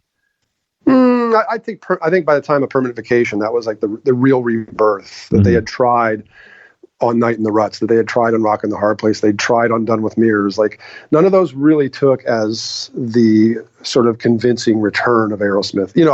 And I'm just saying that kind of in a commercial sense, like artistically, for me, I feel the way you guys do about Rock and Hard Place, but it was Permanent Vacation. It was like, oh, we're back. But I can't get into that later Aerosmith stuff. They might have gained like the original guitarist back, but they really lost this kind of like hunger and energy and sort of edginess that they had in the 70s. So, and speaking of kind of the way we were talking about Kiss, they're a band that really kind of co-opted the glam thing that was sort of happening. They just kind of totally walked right into it. Totally. And, good. I'm sure it's paying Steven Tyler's retirement at this point. So you can't fault a guy, but. They clearly, I'm not going to be mad at a band that put out an output of 10 solid years of good records, from 72, 73 all the way up, so good for them. Sure. I guess, Some people take that personally. I'm like, hey, thanks for the good stuff. Yep. And, if you need to adapt to the times or you're just doing this for other reasons, it's not for me to question. I mean, life's too short to worry about that stuff. Sure. Just listen to the good stuff. Yeah. I give bands credit for finding some kind of weird relevancy like decades later. That's totally something. Yeah. That's Rush was uncool forever. I mean, I'm talking 98% of their career. And then they finally became a band that like almost everybody was like, yeah, they're cool. Yeah. Like, I'm like, fuck you. You weren't saying that 10 years ago or 15 or 20 years ago. Like, but you know what? I'd rather have a world where people are loving Rush than not. So sure. Yep. Okay. And that's something I think that comes with some perspective and age. I used to take that kind of stuff personally too. When like a band that, like when Opeth, all of a sudden everybody was talking about Opeth or In Flames. Yeah. Like, what the fuck? You guys gave me shit in high school for liking weird European death metal. And now it's like, ooh, Yeah. But then I was like, you know what? Good. I hope they sell, 100,000 records, and good for them, because if any band deserves it, it's them, or somebody Absolutely. like that, so. Yeah. But all right, Jeff, well, we greatly appreciate it. I know you got places to be, but any final thoughts on 1982, just kind of as a whole? I think I explained the sort of premise to you. Would you agree that this is one of the more important years kind of in the formation of the kind of modern metal that we see today, that kind of, with the hair metal, the thrash and all the stuff that was kind of just on the horizon? this is kind of Absolutely. where that comes from, or? Absolutely. Watershed year. Totally. Cool. I mean, things were just getting ramped up, heavier, faster, tighter, more technical. A lot of things were coming together at this time. And then of course, we had the explosion of, Metallica and Slayer a year later. Yep, and absolutely. The rest is history. Yep. Absolutely. So, well, history is, yeah, yeah, exactly. Well, once again, check out Radical Research. Jeff and I have been talking for quite a while about trying to put together another team up show down the road. And I think once we get through this countdown, that will be somewhere in the near horizon when we can find a time that works. And we're going to tap do a into Radical Research / Requiem type show. Yeah. Requiem / Radical Research show. Yeah. And then there's also the old Marvel team ups. Yeah. Oh yeah, for sure. Yeah. As I'm speaking, I'm staring at Mark's got a Marvel Comics G.I. Joe signed autograph. Yeah, frame nice. Right in front of me. Maybe we can get into a ring and me and Hunter will be against you and Mark. Oh yeah, tag team wrestling. Now we're talking about something I want to talk about for sure. But yeah, so we again greatly appreciate it. We wish you all the success in the world with what you got going with Radical Research. It's one of I don't listen to that many other metal podcasts, and yours is one that I listen to whenever a new episode comes out. So that's thank you, man. Huge, cool. huge compliment. I appreciate it. I'll pass it along to Hunter, and congrats to you guys again on 200 episodes. So amazing. Thank you. You guys are the standard bearer for metal podcasts. Hey, we try. Right on. We're just what I say to you, Mark. We're suffering for people's metal sins. That's what we're doing. Somebody was like, "Man, you guys do a lot of research." I'm like, "Yeah, it sucks. We're suffering for your metal sins." So right. All right, so we're gonna head out. We've got Bolivian Rag. Oh, we'll start with Judas Priest, the Hellion, and Electric Eye. Then we've got Manilla Road's Metal, Manowar's Dark Avenger from Battle Hymns, Kiss's Danger from Creatures of the Night, and we'll end with Aerosmith's Bolivian Ragamuffin. So thanks once again, Jeff. Cheers, guys. Cheers. Right, thanks, Jeff. See ya.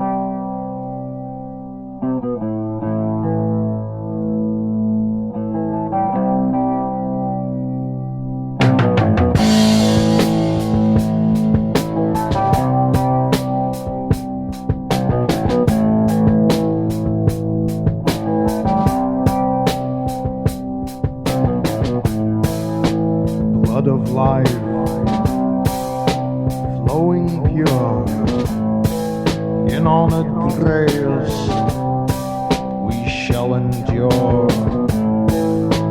Lords of war cast down on us 9 lives before the incubus.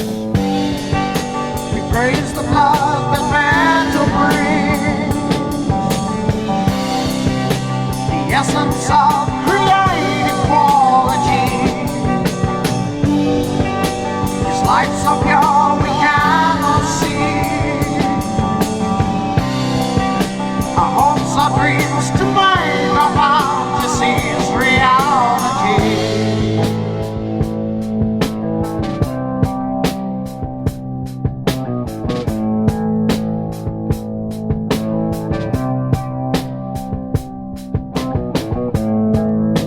Chains of steel bind us here. They seem so real till death appears. In quest of fate, of love, of life, it's not too late to know the light. We praise the blood that mantle brings, the essence of creative quality. His light so pure we cannot see. Our hopes, our dreams to find our fantasies reality. Reality, reality.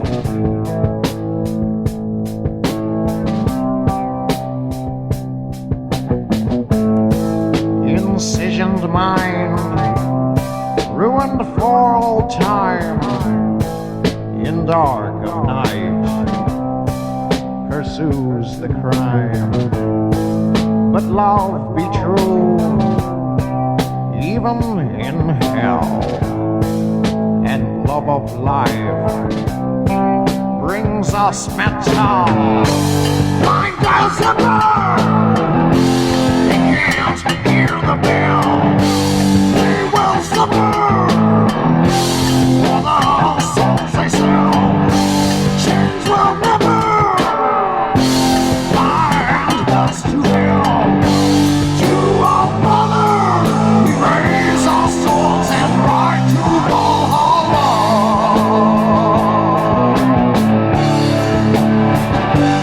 Hear me, men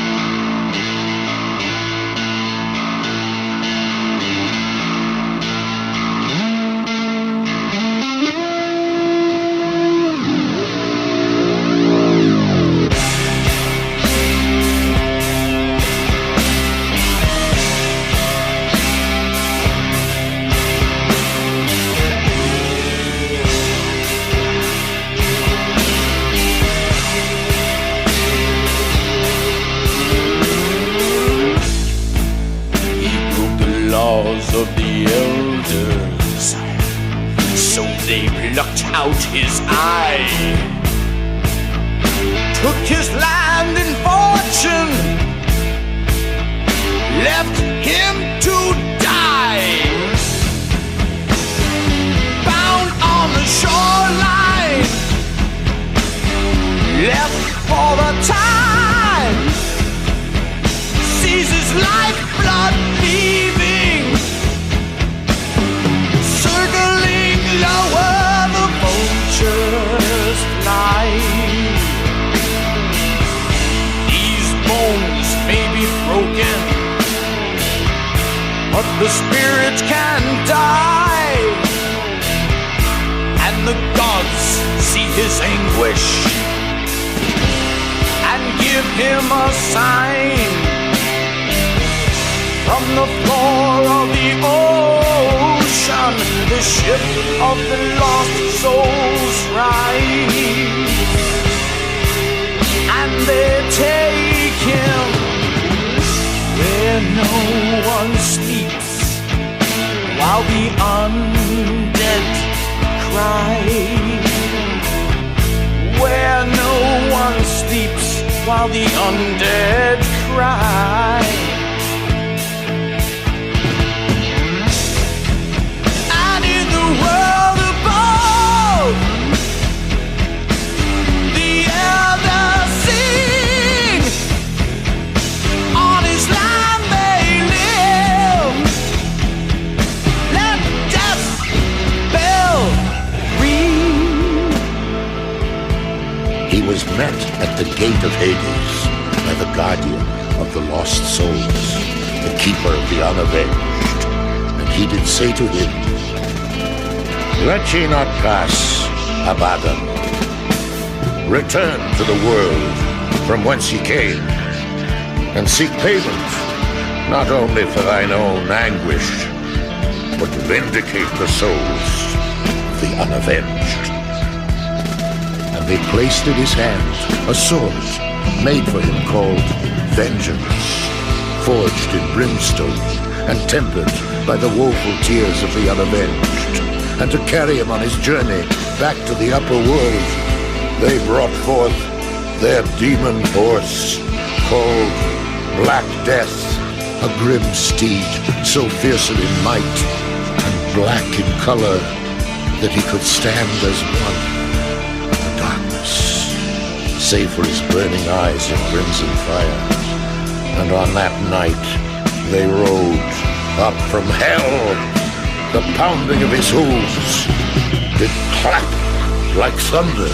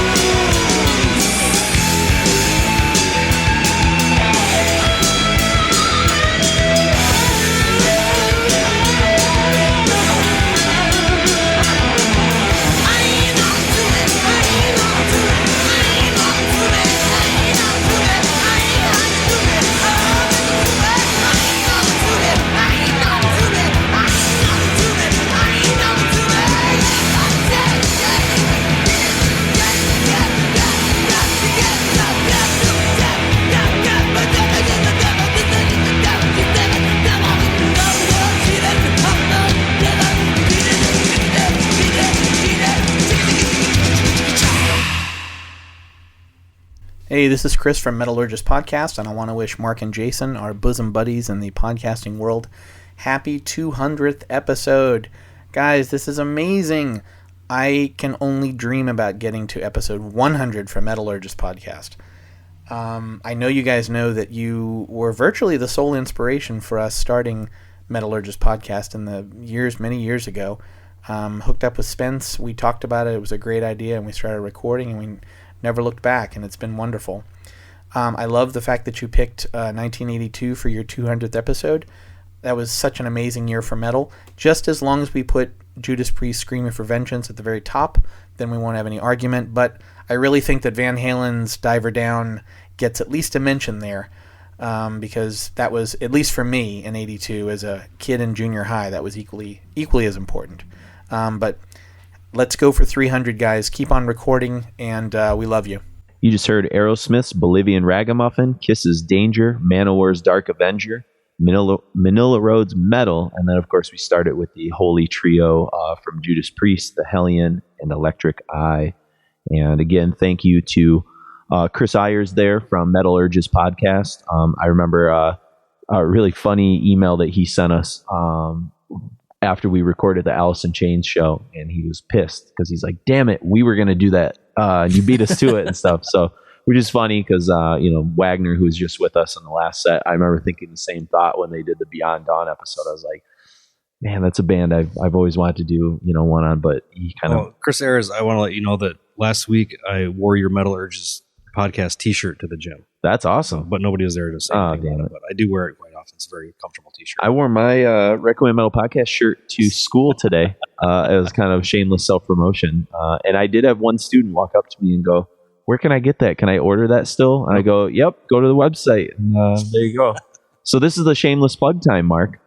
Speaking of going to the website for episode 200, we do want to thank all the people that are our Patreons and such. We actually just had a couple of Patreon updates, which I'll look those up in a moment here. But,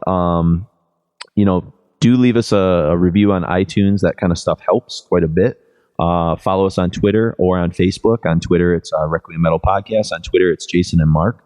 Another thing I've created on Facebook is a special page devoted just to the Requiem history of heavy metal. And so I'm reposting all the links that were just originally scattered on a, 4 per day basis.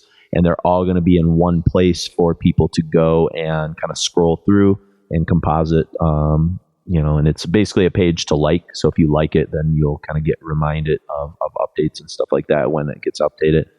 And I created a special Facebook page for our patrons to sort of have discussions. I actually created a poll, I think, nice. There or on the patron page, just kind of asking them about some ideas on what they want for some patron-only episodes and stuff like that. So, which we'll be doing pretty soon.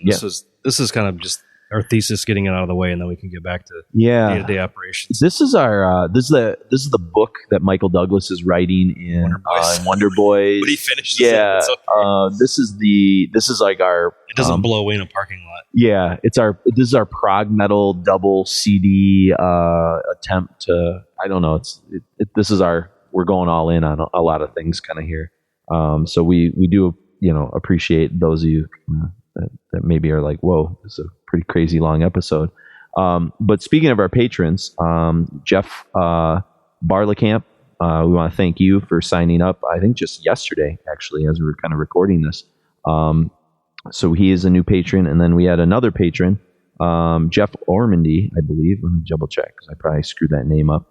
But we had a Patreon that upped their amount from $1 to $10 a month. So that's pretty badass. I really appreciate that. Yeah, really awesome. Like I said, we're all this research that we did. It's our way of suffering for your metal sins. Jeff Ormandy also said he likes how the new mic sounds. So your contribution is what helped. Microphone sound good. So we have some letters that we wanted to sort of read. So go ahead. Yeah, it was Jeff Ormandy. Yeah, that's from Jeff Ormandy. He's from Dunedin.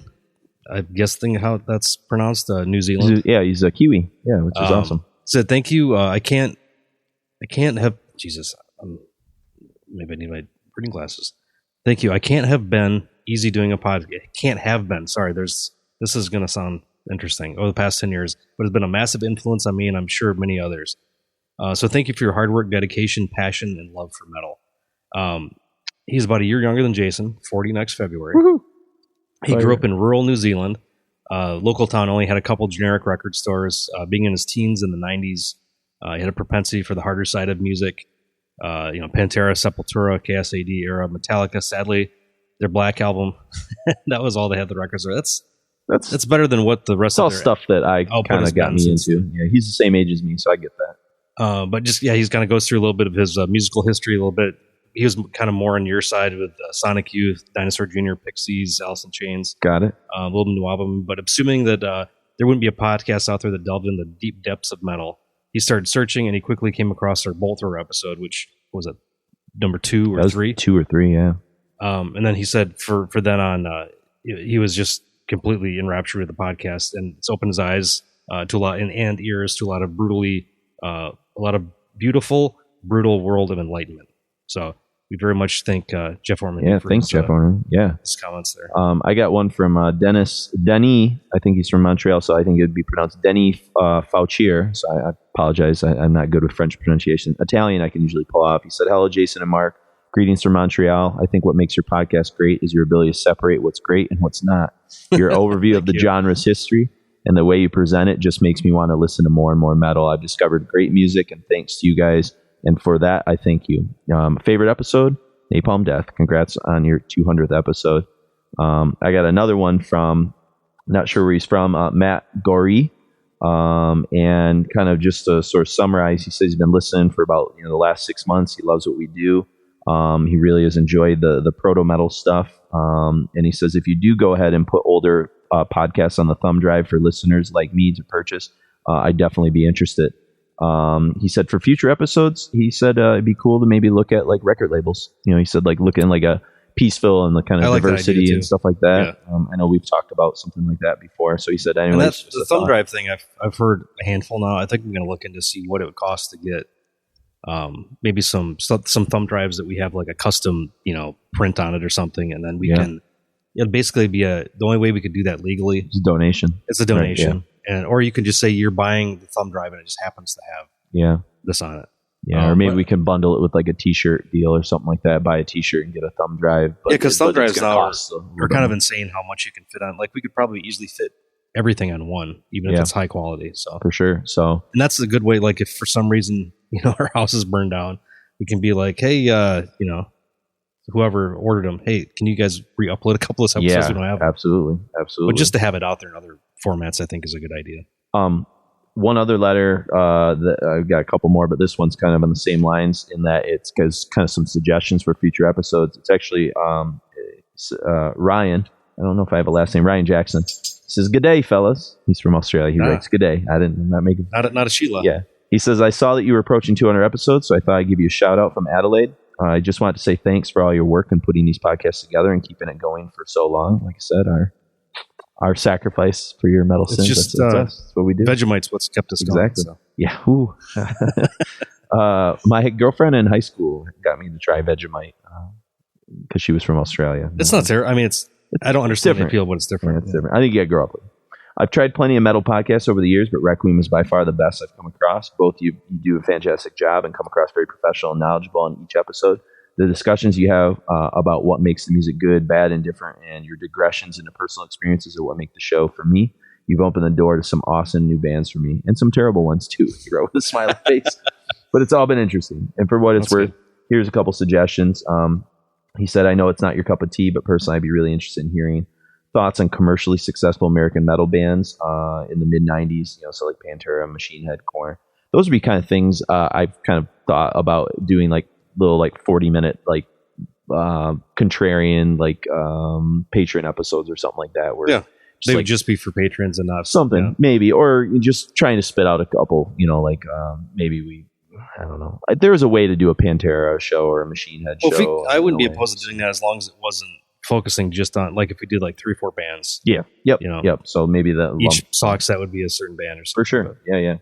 He says, not because I'm a fan. He says, because I'm not. But they've had a huge impact on metal over the last 2 decades. So your take on them would be really interesting. And which I agree, kind of trying to place like a Pantera into like historical perspective a little bit, even though we kind of have mixed feelings on some of like the attachments. And I was right there when, 92 That was Vulgar. Yeah, Vulgar came out, saw them live, and that was a crazy experience. But also, I appreciate their older material now a lot more. I got you into power metal. Metal's great. Yeah, hell yeah. So he kind of said, he asked a couple questions. He'd be interested to see what our take from a 2018 perspective. Do we still hate it? Does anything surprise us? He also says, no doubt you get this regularly, but is it time for Metallica?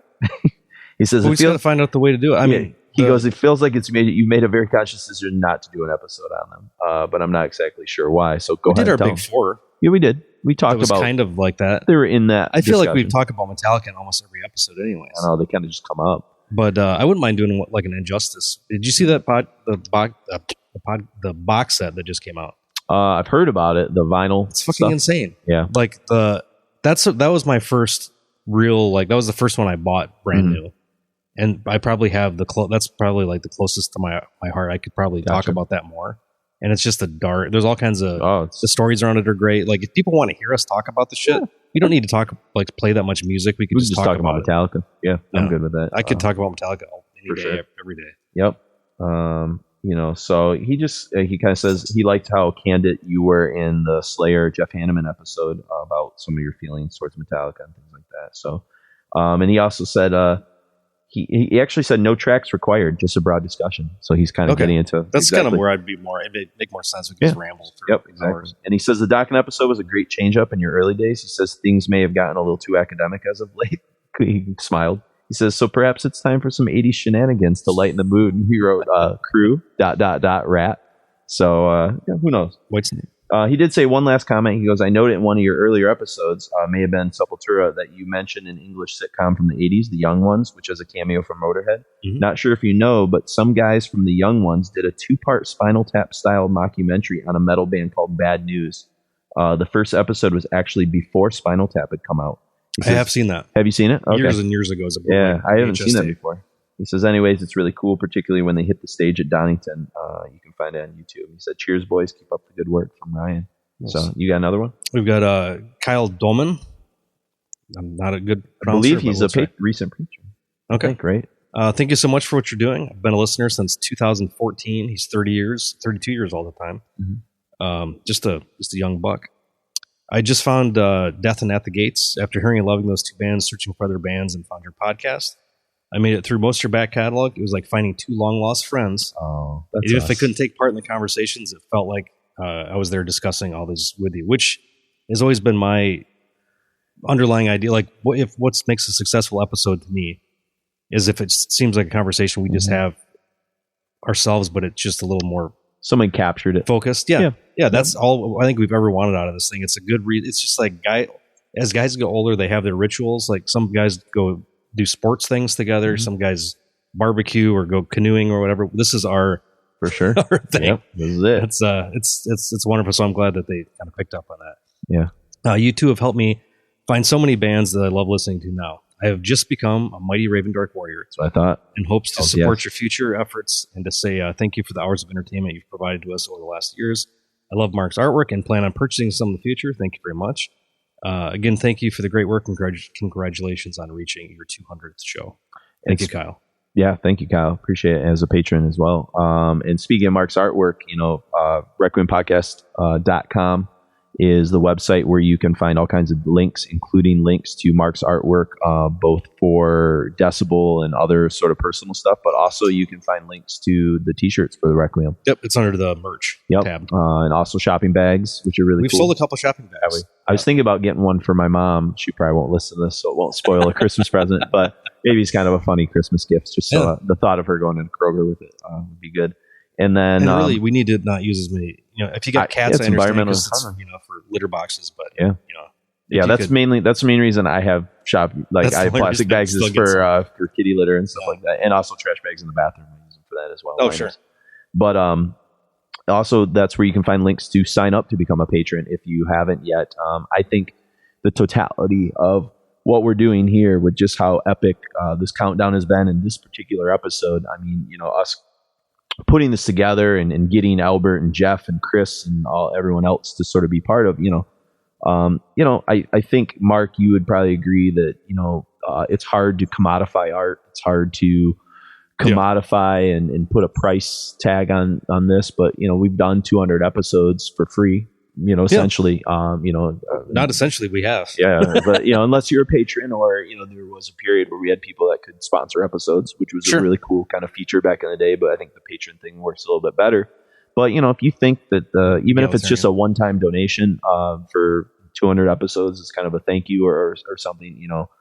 There are different ways to get a hold of us.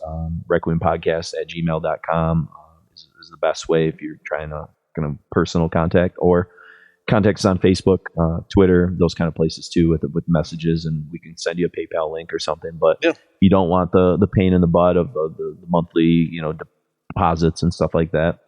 But I do think we've earned, I hope that this will kind of show people the amount of effort that we're willing to put into a show like this. And it showed kind of like everybody is behind, no matter how crazy we go with, the depth of this.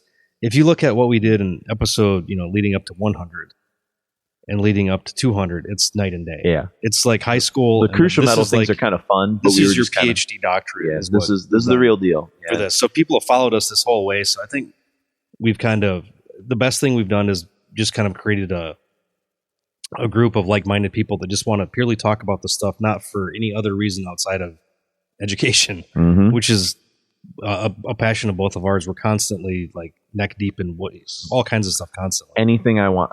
I never, my mom always used to say, like, you're crazy in that anything you do, you don't know how to half-ass it. Like you just, like, when you got into comics, you were like into fucking comics, like when I get into, it's just how I am, So funny, Chris Ayers, who we just heard from a few minutes ago, he was commenting about the amount of research that we were kind of doing. He just said, evolution is revolution.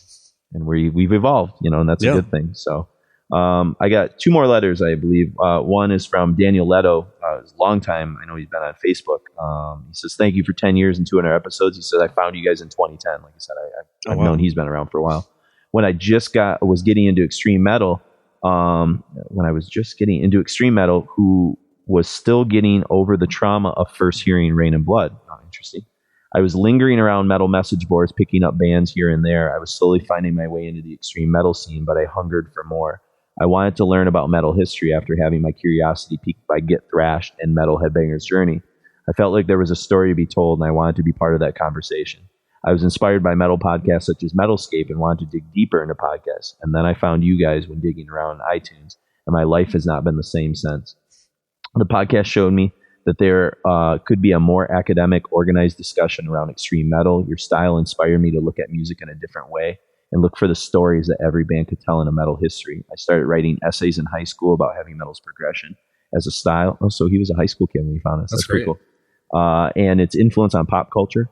When I entered college, I hosted a radio show that I used to bring in more in-depth style to music discussion that was very inspired by the way you both discussed extreme metal. Your podcast has exposed me to many of my favorite bands of all time, including Catatonia, Paradise Lost, My Dying Bride, Godflesh, The Melvins, Helmet, Dawn, Pig Destroyer, and many, many more. Nice diversity there, too. I like it, yeah. I love when, man, Dawn is just, that hits me right here, man. That is a band I will go to bat for. I found many more bands through being introduced to these bands by you guys. These bands actively influence the music that I play and write in my own time, so it's not an exaggeration to say that your podcast has had an influence on my own music. Whenever I listen to your podcast, it helps ignite my passion for music, regardless of what is going on in my life. And for that, I am extremely grateful, or eternally grateful. Sorry. I want to let you know that I appreciate your hard work and dedication to the podcast, and I'll always be here to listen.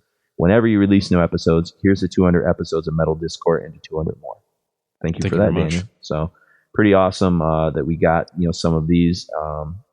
And I think there was one more that I was going to read before Andreas's, and it was actually from a good friend of Mark and I's, who I think I've made reference to, who actually listens to us overseas in Taiwan, but he's actually from where I teach. His name is Luke Walker. And is that your first year you met him? Yeah, he actually was never one of my students. He had graduated right before I got hired, and I met him through one of my seniors that I coached for cross country, and he kind of helped us out, and I ended up staying up in his wedding, and like the rest is, as they say, is history. He's an awesome guy. And he's a guy that kind of had always been into like some heavier-ish stuff, but like that window didn't really get kind of kicked open. But he just wrote a real short letter. He said, to Jason and Mark, congrats on reaching 200. The two of you have been a constant in my life for over a decade now. You have helped me grow as a listener, opening up a wider world of heavy metal for me. From Dawkins' chain-breaking riffs to the history of heavy metal, it's been the finest education that I've received. Thank you for all the hard work, thoughtful dialogue, and bringing metal to the masses. Here's to another 200. Couldn't be prouder of you two gents. So that's pretty cool. Thank you. Yeah, I just wore, speaking of, I can relate to people by the t-shirts they give me.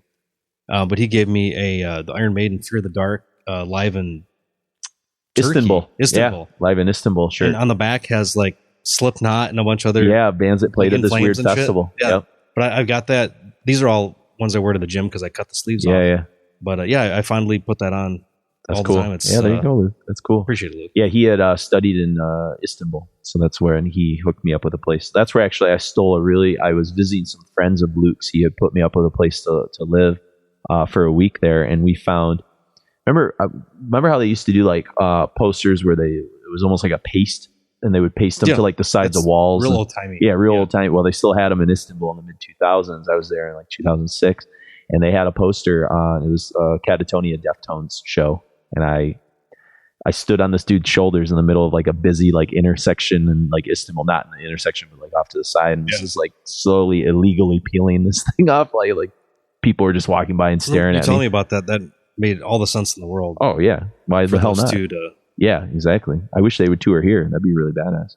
And then our last letter is actually kind of an introduction into the last two songs that we're going to kind of end with. And it comes from, I believe it's our longest patron.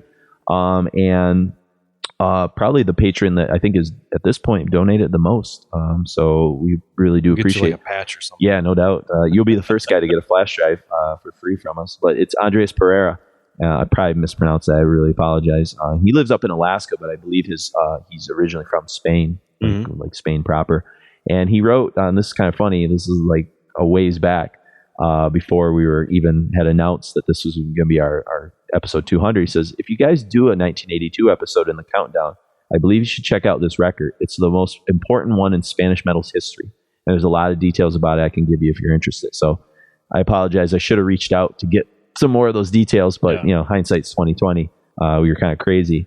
But he wrote a letter too about his thoughts on the podcast. And he apologized for his English and stuff because it's not his native.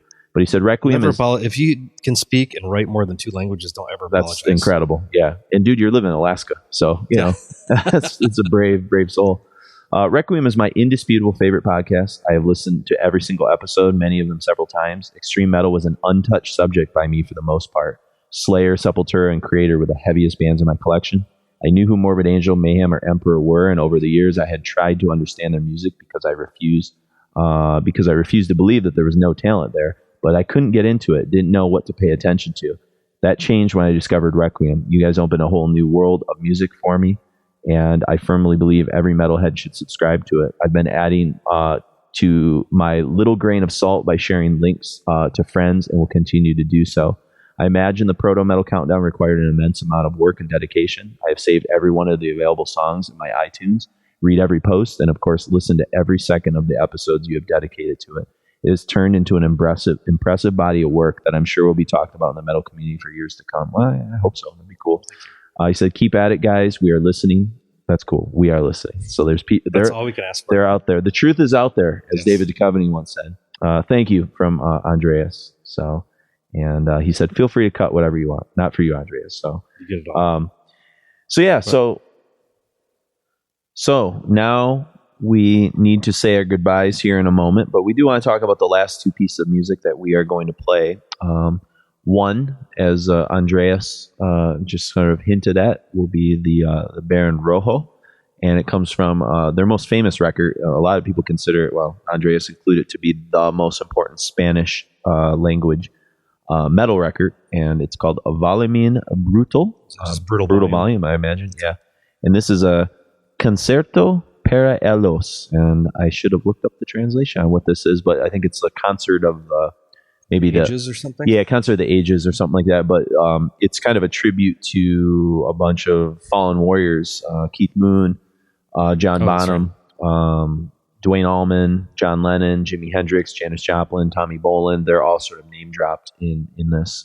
It's a super anthemic song, really It really endearing. You can kind of see where this would have been one of those crossover kind of songs that kind of communicates regardless of whether or not you can kind of understand the lyrics and stuff like that. But it was actually, the record was recorded at Kingsway Studios, which was owned by Ian Gillan. Mm-hmm. And I don't know if he had anything to do with the production of it necessarily, but you can kind of feel that spirit a little bit. And you kind of do get a little bit of with the keyboards and different things like that. I think you mentioned John Ward.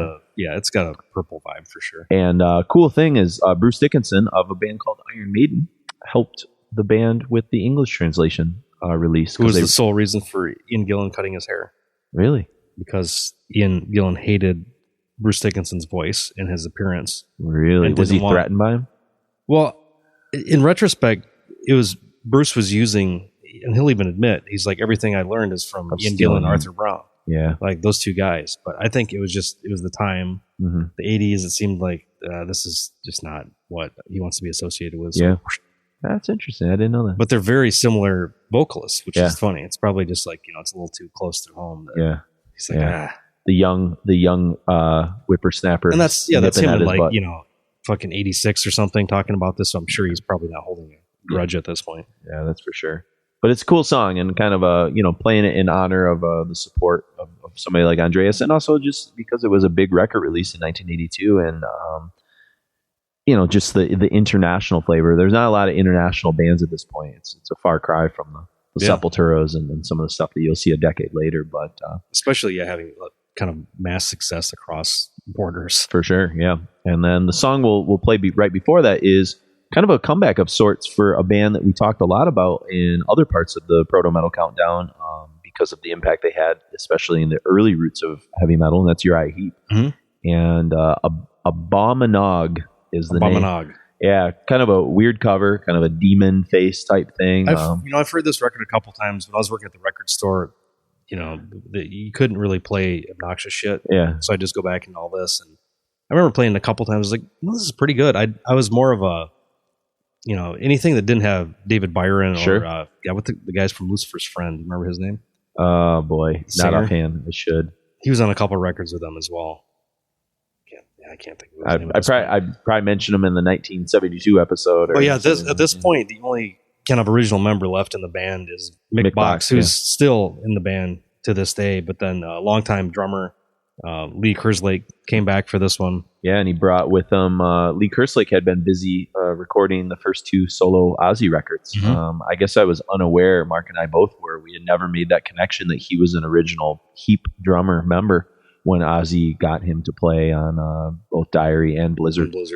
And they got fired. Yeah, got fired after they recorded Diary, and then were replaced with Rudy Sarzo and Tommy Aldridge. And I think they get maybe credit on the album, the Diary album, but Tommy Aldridge is a fucking insane. He's great. drummer. Yeah. He's Black Oak, fantastic. Arkansas. Seen him with Whitesnake and stuff. Yeah. Amazing. But he even says it's not my style. He goes, if you listen to it, it's not really my style. But so he brought Baisley over with him after they got fired and kind of joined up with Peter Golby, this new vocalist for Uriah Heep. And this was also the first record without the original keyboard player.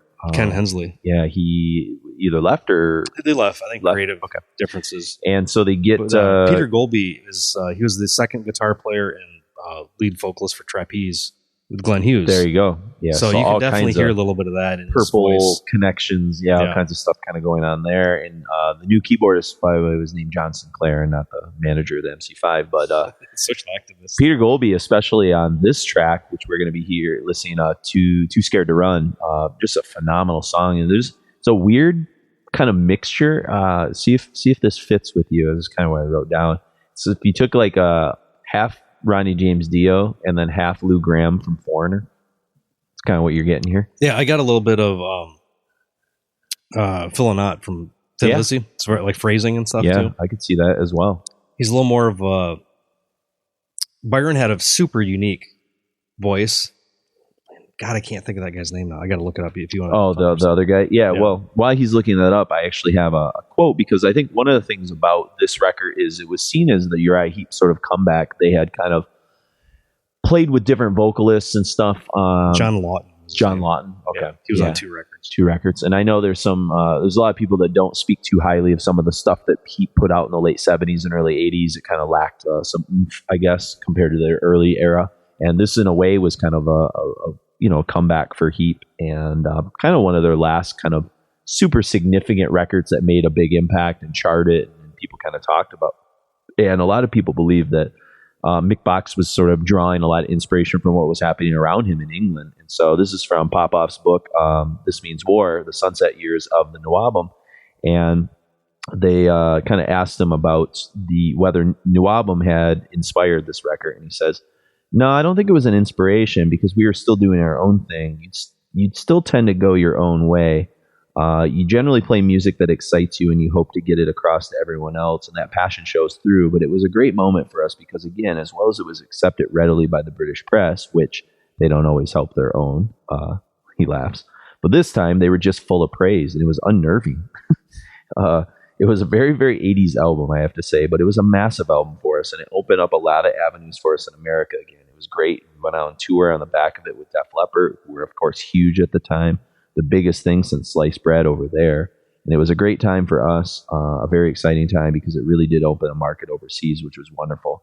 But basically that whole album, it was almost written as an audition stage of the band, and in the audition stage of the band, because we had got together in one room just to try to see if it was going to work. And within a couple of weeks, we had actually written that whole album. And there was never any need for me to say you're in or you've got the job, because it was just so natural that we just moved on at a rate of knots, and it was all done. And Lee Kerslake says, remember that this was a brand new band with John Sinclair, Pete Colby, and Bob Daisley came with me from Ozzy, and with Mick, and we decided to write another heavy album. And everybody, like Mickey, they all loved Diary of a Madman. And we kept some of the ideas that we hadn't used with them, and we put them down, and that eventually became Abominag, which is cool that there's some Ozzy Diary of a Madman, which is my favorite Ozzy record, that kind of sneaks its way into this record a little bit. Here's a little bit from Mick's Box.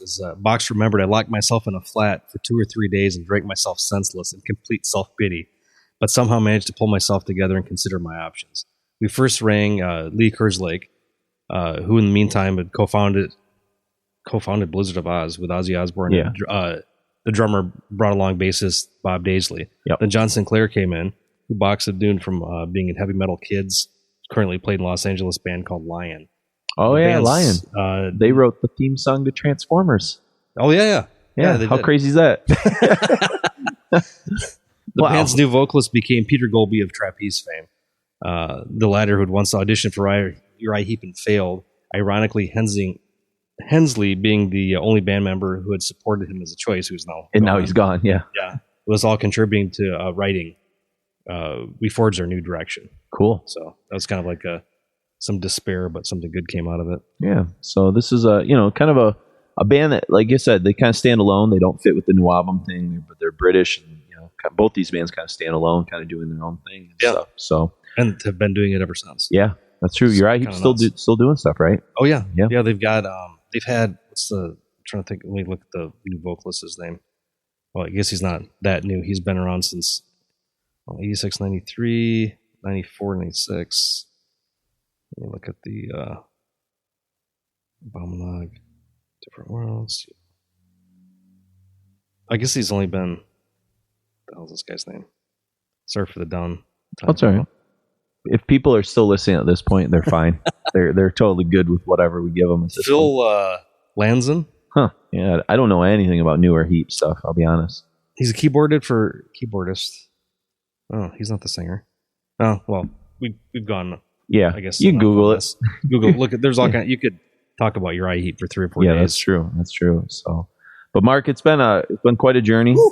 And like I said, Facebook, Twitter, Instagram, I forgot to mention as well. I've been trying to upload some things there. We have been, if you go to the website, we've been uploading a lot of those previous mentioned Crucial Years episodes. We're almost up to 100 episodes loaded onto the website, and then you can get really at this point we're missing about 40 in between that we'll slowly get kind of uploaded there, because you can get basically the last 60 I think we've done on iTunes, more or less.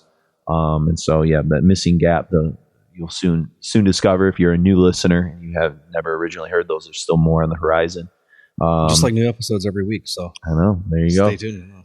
Leave us a review on iTunes. It'd be much appreciated. If you go on Facebook, please like the Requiem History of Heavy Metal. We're kind of looking to turn that into a go-to place for people who want to backlog and look at some of this stuff. And speaking of which, too, Brian Wendorf would be remiss in saying that, if you hadn't you created the Spotify playlist, which is really awesome. So if you just go on to Spotify and I think Google Requiem History or Requiem Metal History, you'll get access to that. So a lot of great support. We appreciate everybody that contributed either an email or recorded an audio message. Once again, thank you to Jeff Wagner. Check out his Radical Research. Thank you again to Chris Dick. Check out his writings on a monthly basis with Decibel Magazine, and also any wonderful multi-disc, all especially the Century Media stuff. If you're a fan of, we used to be accused and teased of being kind of a Swedish metal podcast in our early years, and not anymore. Chris is a big part of that too. Yeah, not anymore. Well, yeah. Now we're like, that was me and Chris's, that was me. That was my first validation of extreme metal, was being able to play melodic stuff for people that thought death metal was dumb, and be like, have you heard Skydancer? Have you heard Opeth? Yeah. So that was a big deal. So it's cool that Chris has been able to retroactively now go back and become part of those bands and that history and stuff like that. And then again, thank you, Albert's a super busy guy. He's got this big metal festival coming up over down in Los Angeles. I think a lot of that's pretty close to sold out, but if you're in that area and you hear this in time, one is sold out. Is it completely sold out? Yeah. But do look forward to the one in April. You'll probably see Mark and I there wandering around, and maybe, just maybe, we might have made a connection with Albert to maybe get a local place that is close with Mark and I, Blake's Hard Cider Brewery, maybe involved in that. So you might even see some Mark designed, some gluten-free stuff that maybe some Mark labels of some metal things. We'll some of these things. It could be cool. We'll see. I'm kind of in the process of trying to get that going, but we have, again, Uriah Heep's Too Scared to Run and Baron Rojos A Concerto para Elos. So Mark, it's been real. I think this is gonna probably set the record. I don't think we're gonna approach this record for a long, long time. No, an episode like this. The editing of this is gonna kill me. So. Yes, yeah. So if Mark doesn't live to episode 201, you know why. But documentation so somebody else can pick it up. Exactly. But all right, the other side of the wind for Orson Welles. So we appreciate all the support. If you're not a patron, sign up, be a patron, get a T-shirt, get a grocery bag, do all that stuff, or just download it. If you're poor, understand. There you go. We get it. Give us a couple bucks. It's great. If we not, love it. Just keep listening. Yeah, we're obviously not doing this to make money, but it does help. But my wife would appreciate it if I got something from it. That's true. So for Requiem Metal Podcast, I'm Jason. And I'm Mark.